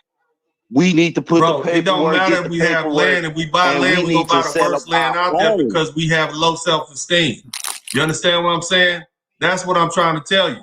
Now, see, that's my whole point. It seems chronic to me. We take the worst of the worst.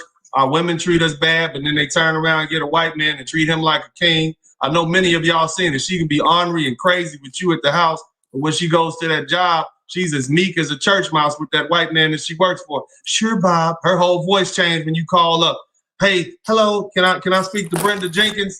Yes, this is Brenda Jenkins. Who am I speaking with? Oh, it's Earl. Oh, what the hell you calling me at my goddamn job for? You guys have heard that. She's meek as a church mouse when she's with him, but when she's with us, she the standards go out the window. Why is it that we accept those standards, Robert Phillips? That's what I'm trying. Why is it that we as men don't say, you know what? I'm not taking that anymore. I'd rather be by myself than deal with this disrespect. I love myself. I deserve better. Answer that question. It's because where I'm going with it is because we, like how you're doing right now, we're just now starting to stand up. And so we are amongst all these peoples. So until we come together and get away from these peoples and set our own bylaws and our own standards, our own covenant like this, is going to always be like this. And that is the problem. And this is where we need to go. So as we're standing up right now, and we're talking about this between me, you, and the others.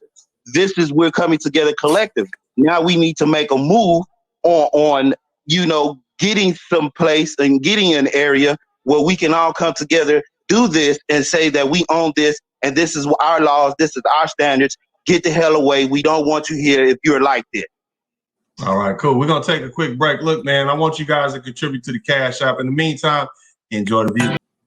What's up, y'all? This is Dennis Sperling. I'm back from break. I hope you guys enjoyed that little quick video break. That is Fiesta and El Barco sing and perform by yours truly, and music produced by Beans and Cornbread.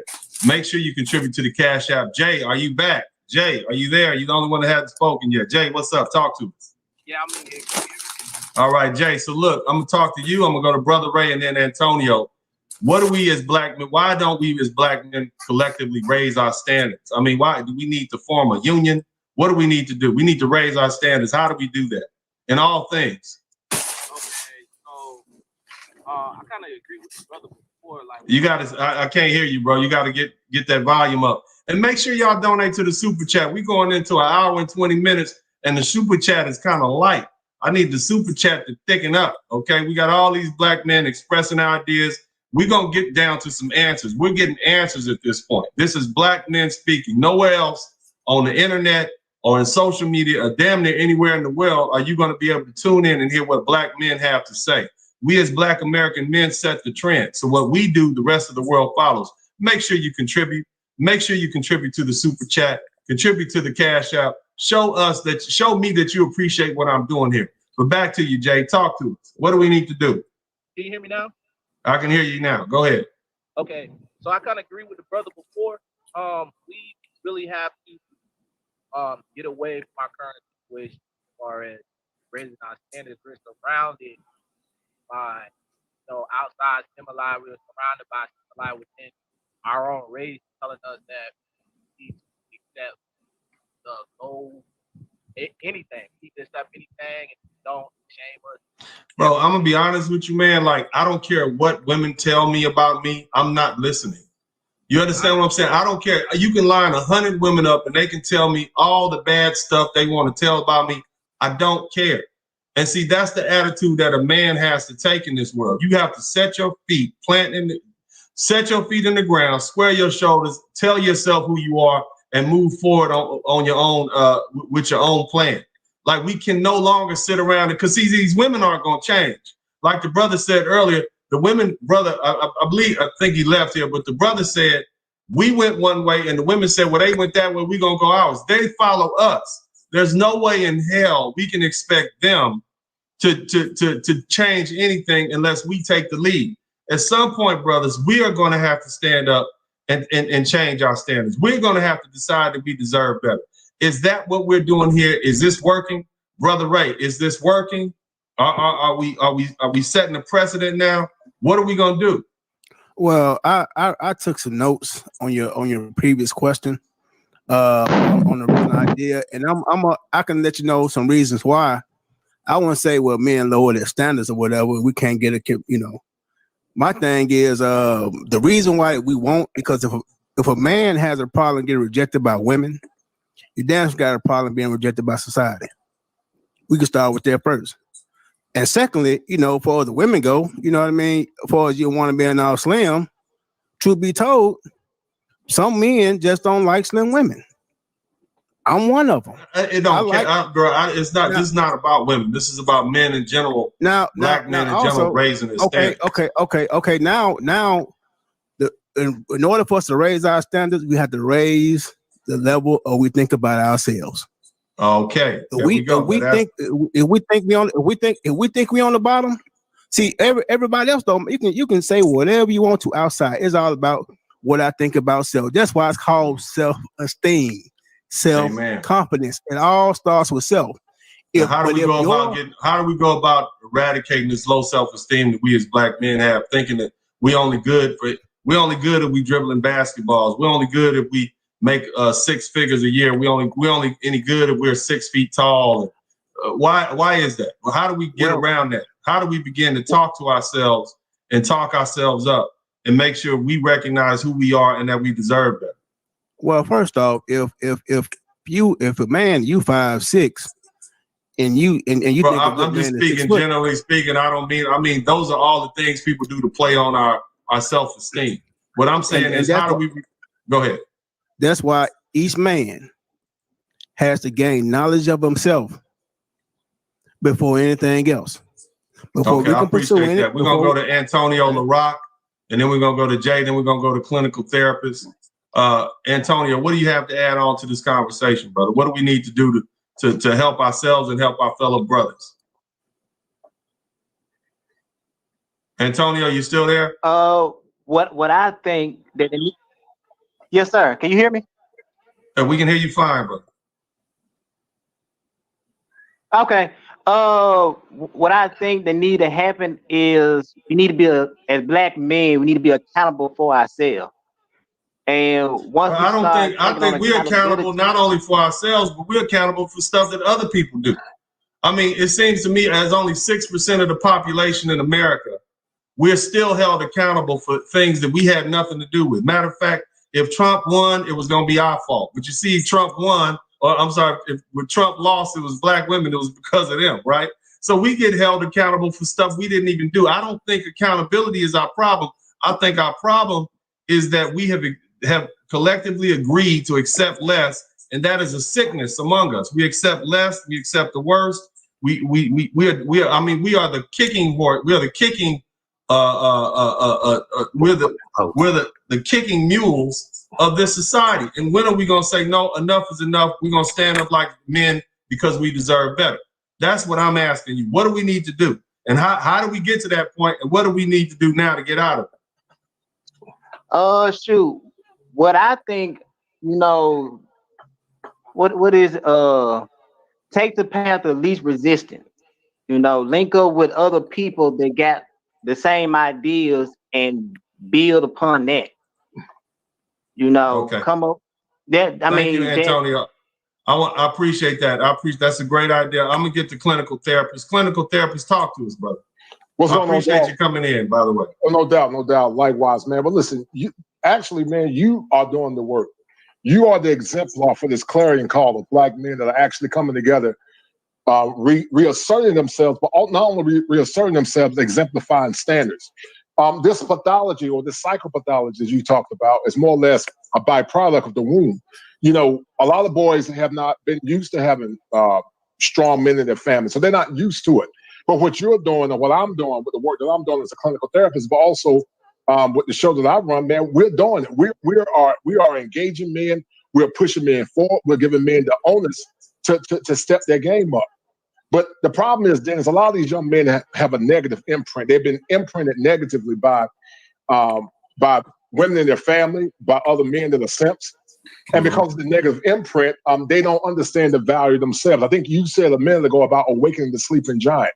And the more you get exposed, the more you get around what I call a positive peer culture of collegians and a positive peer culture of other brothers, then you start to raise your self-esteem. But before that self-esteem then can be raised, that negative imprint that a lot of these men have has to be broken. Once that imprint is broken, men will start to recalibrate their thought process and start to demand what they want out of women, and they'll actually get it.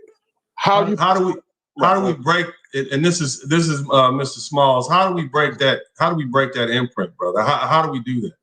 Well, listen, the first way you break the imprint, you got to acknowledge that there's a problem. I'm not going to sit up here and stunt. I think I don't know about you, but at some point, I knew I was great, but I didn't know I'm as great as I am now. The first time you get that negative imprint, a lot of time, Dennis, is from the first girl that breaks your heart.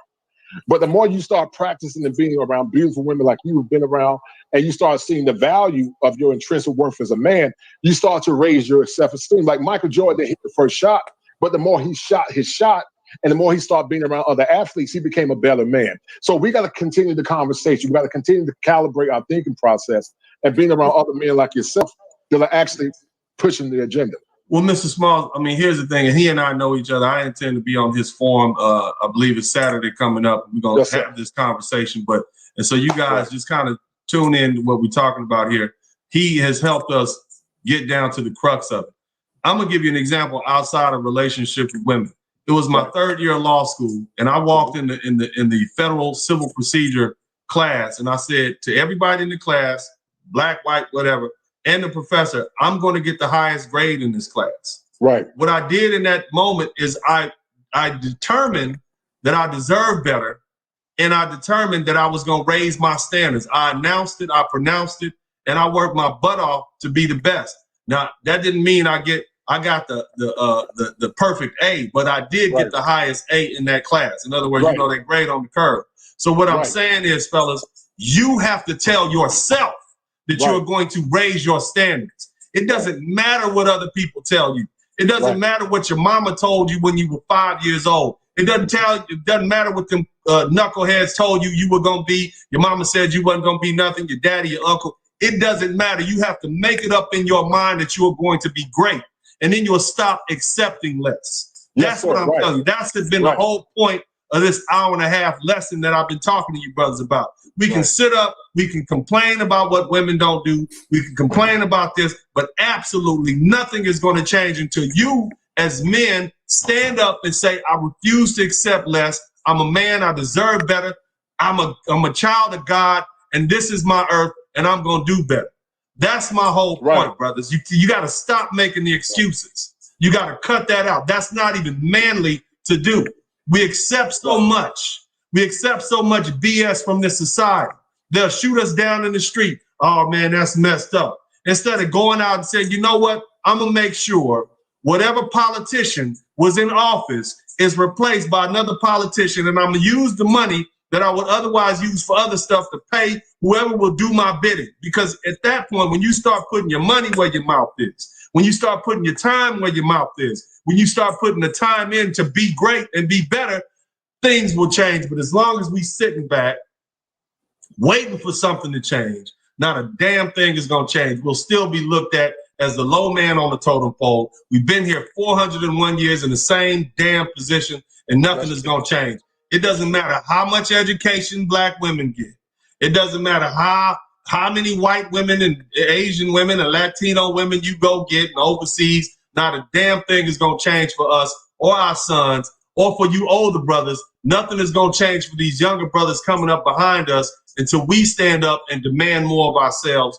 And they will then see that and say, yeah, it can be done. But brother, we running up. We had an hour and 30 minutes, man. Smalls, take that, man. We're going to chop it up. Go ahead and finish off with it, please. You saying me or someone else? I'm sorry. No, you, brother. You the last minute. I want you to finish. Tell these brothers what they actually can do. You see what I'm saying? No doubt. Well, listen, you got to continue to believe in yourself. And you, once again, you got to continue to ingratiate yourself around men that have power, like Mr. Sperling here. But at the end of the day, you got to start writing a vision for yourself. The theology say, write the vision and make it plain. Faith come by hearing and hearing by the word of God. Listen, then go back what you said a minute ago, brother. I went to one of the best schools in the country, UNC Chapel Hill. No one told me I could go to that school. But the fire in me made me say, nobody will determine where I go. I made that determination. So you got to start setting standards for yourself. You got to start believing in yourself. You got to start writing down goals. And once you start writing those goals down, and once you start making those micro steps, it will begin to materialize if you believe in it. But the problem is a lot of guys don't believe in it because they haven't had that fortification, that schema fortification from other men in their circle, but also they haven't had it from their fathers. But you're doing the work, brother. You're doing it. I don't want to do it. I want somebody else to come take my place. I want all of y'all to come take my place. That's what I want. I want each man to take my place and do whatever you think I'm doing is helpful. Great. Right. I damn sure can't do it by myself. No, you can't. So, we're doing the work. Yeah. I say we are doing the work. You're doing it. Yeah. Brothers like Ron Neal and other brothers in the manosphere, we're doing the work, man. You're doing a damn good job. But like I said, man, look, you don't come out of a slave mindset overnight. The recalibration of the mind is a process. But if you don't believe that you can change, then you won't change. So like I said, it's a process. And like I say, the more we keep talking about it and telling these men about how great they can become, some will eventually get it. But we got to continue to be examples, man. We got to speak truth to power. And I think the more we do it, the outcomes are start being more in our favor. All right, I'm going to get one more rotation. Mel, Game Changer, Antonio, Jay, and then Mr. Smalls, you'll come up last, and then we're going to wrap it up. But before I do, look, you guys donate to the Super Chat. If you appreciate this conversation, you're not going to get this everywhere. I mean, the least you guys can do is continue to the Super Chat. Continue to the Cash App. It's right there on the screen. follow the link, contribute. That's all you got to do. Mel, on your closing words, man, what do you got to say to this conversation? We've talked for an hour and a half. What do you want to say to close out to this thing? What I like to say is, like, sometimes, you know what I'm saying, you got to be real with yourself, man. Like, you might have to kick your own ass and everything, you know what I'm saying? To realize that, you know what? It's like the old saying, wake up in the morning butt naked and look at yourself in the mirror. If you do not like what you see, how your body look, then you know something needs to be changed.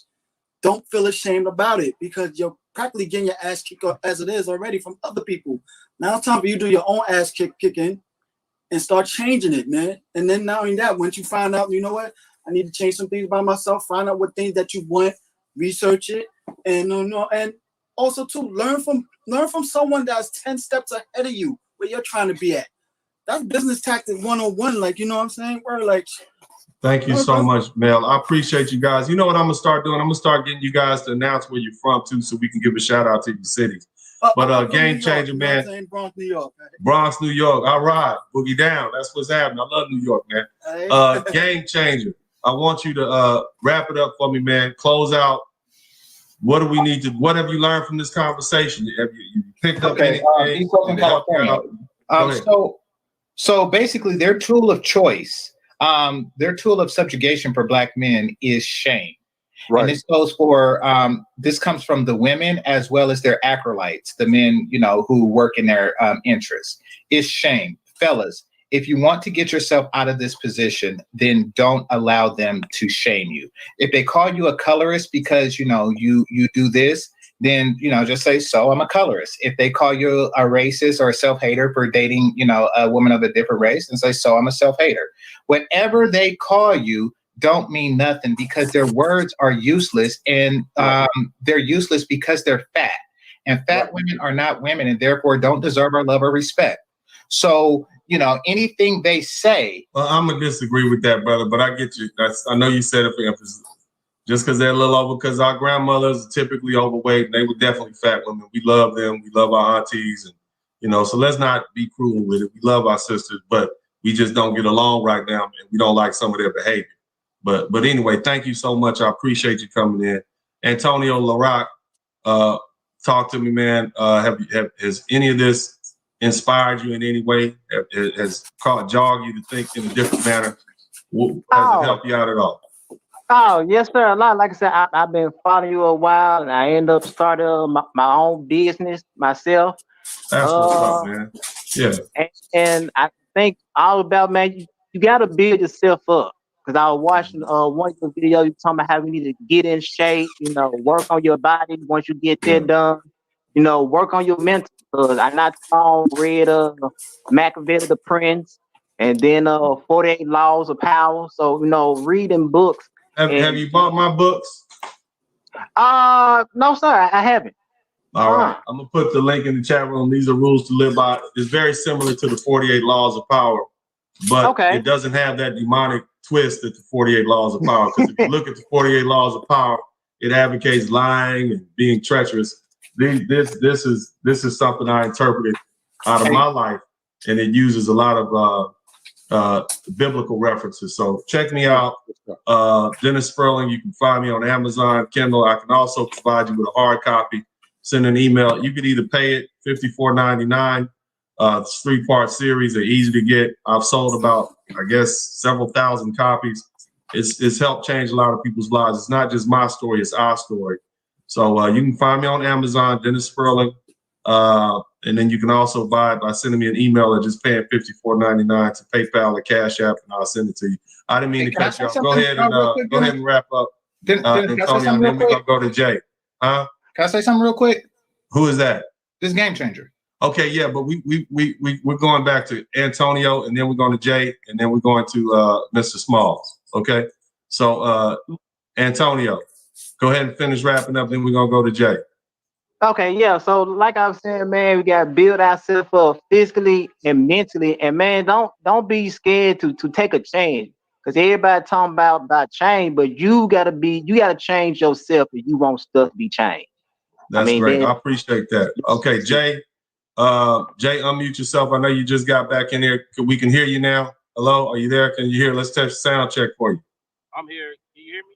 Yeah, we can hear you fine. So, man, I know you didn't get a chance to jump in too much. Talk to us. What did you pick up from this conversation, if anything? Well, I did pick up a lot. I just think that we have to get at our boys. You know what I'm saying? Like, we have to start with our boys. Because at a certain age, it's too late. So I think we have to get our young boys to come up, and then that will dictate on our other black generation. All right, thank you so much, Jay. Mr. Smalls, I'm gonna let you close it out, brother. Go ahead. Listen, man, I mean, you're the professional here. I can talk and I can run my blood pressure up screaming at this screen. But at the end of the day, you're the ones with the actual answers. I can tell them to stand up and be men, and I can tell them to, they have to be the saviors that they're waiting for, and nobody's gonna come save them. But give them some actual practical stuff that they can do as we close out. Well, the practical thing that you can do once again, man, is to constantly speak those things into existence. One of the treatment models I use is something called cognitive behavioral therapy. And they more or less harkens based on the theological premise. Whether a man think that's what he is. If you think you're a loser, then you'll be a loser. If you think you ain't shit, you ain't gonna be shit. But when you start telling yourself that I'm gonna be successful, when you start telling yourself I'm gonna be great, when you start speaking things into existence, you will start seeing the manifest virtues of that reality. There are ominous forces, Mr. Sperling, that's trying to stop the king in a lot of these men. But until you do the inner work, until you break that psychic mold that's been more or less inflicted upon you as men, you'll never do that. That's why I started the Manhood Chronicles, and I'm grateful for Mr. Sperling. And that's why I'm continuing to push my work forward, man, trying to help brothers and trying to get people to change how they think, That's what we call a negative schema. So, there's a king in you. But until you believe in yourself, until you believe in your God-given dominion, you'll never rise to the challenge. All right. Can I say something real quick, brother? Well, brother, we an hour and 40 minutes. I'm gonna close out, brother. Can I get tomorrow? We'll be back tomorrow, brother. What do you want to say? Go ahead. What do you want to say? Okay, so you said that the big women are your mothers, your aunties, your sisters, et cetera, et cetera, et cetera. But aren't these the same ones that are instilling the shame in you? You see, is that what you wanted to say, brother? What I want to say right quick is that we will be at a disadvantage if we hold kinship to those who intend to do us harm, and they do not hold kinship to us. They are withholding our worth from us. They are shaming us, whether it's our grandmothers, our mothers, our sisters, our aunts. They are sometimes working against us, and we need to recognize that. Okay, that's brother. it. I appreciate it. Thank you so much for your input. Thank you, everybody, for your input. I appreciate it. Thank you so much for all the donations. Look, we as men have an obligation. We have an obligation to ourselves, first and foremost. We have to talk to ourselves. We claim dominion over this planet, not because somebody gave it to us, because we command that. And you also claim dominion over yourself. You have to speak, as Brother Small said, you speak it and it will be. It's only you. You're the ones that control what you will take and what you will accept and what you won't accept. You're the ones that decide to accept the condition that you're in. You always have choices. You may not like those choices, but you have choices. If you're willing to accept less, people will tend to give you less. If you decide, I'd rather not eat, I'd rather starve to death than eat this pig slop that you've given me, then that's a choice that you make. But at least you standing on your standards, and you will you know what you deserve. As long as you're willing to take less, brothers, you will. And nobody's obligated to give you anything. So what I'm asking you brothers to do is raise your standards. Raise your standards for the women around you, the women that you are with. Raise your standards for what you will accept as education. Raise your standards for what you will accept as employment. Raise your standards for what you will accept in yourself. Don't accept subpar from yourself. Don't accept below standard for yourself. If you have an opportunity to get a C in a class, then I want you to shoot for an A. If you have an opportunity to work 4 hours, then I want you to try to work 12 hours. If you have an opportunity to start one business, I want you to work on starting multiple businesses. What I'm trying to tell you, brothers, is raise your standards all the way around. Now, we kind of segued off into relationships because that's low-hanging fruit. It's easy to blame the women around us. It's easy to blame our girlfriends and our baby mamas and our ex-wives and our current wives and our mothers and our grandmothers, but it's hard to look in the mirror and say, you know what, I'm responsible for my condition. See, you may not be able to control the hand that you were dealt, but you damn sure can control how you play that hand. So what I'm telling you, brothers, is begin to disregard all that negativity, disregard all those things, those harsh things that people have said to you, because people are going to say bad things to you no matter where you are. People are, even when you get, hell, they talk bad about Jesus Christ. And according to the Holy Bible, he was perfect. So you must accept the fact that they're going to talk bad about you, brothers. And you still have to disregard that. And I'm going to tell you something, the people close to you, like the brother Game Changer said, it's your mamas and your aunties and all those that are talking bad about you. That's to be expected. It's always the ones that's closest to you. As the Bible says, when Jesus Christ went to his hometown, they treated him bad. That's why the Bible, a prophet is loved in every place but his own hometown. There's literally a verse that says that. So what I'm telling you, brothers, is expect that, but disregard it. You still raise your standards and be the best man that you can be. Accept nothing less but the best from yourself first, and then from the people around you, and the circumstances of your life will change. God bless you. I love you. This is Uncle D. This is Dennis Sperling, man. I'm out. Thank you for all the panelists who chimed in, and I'm out.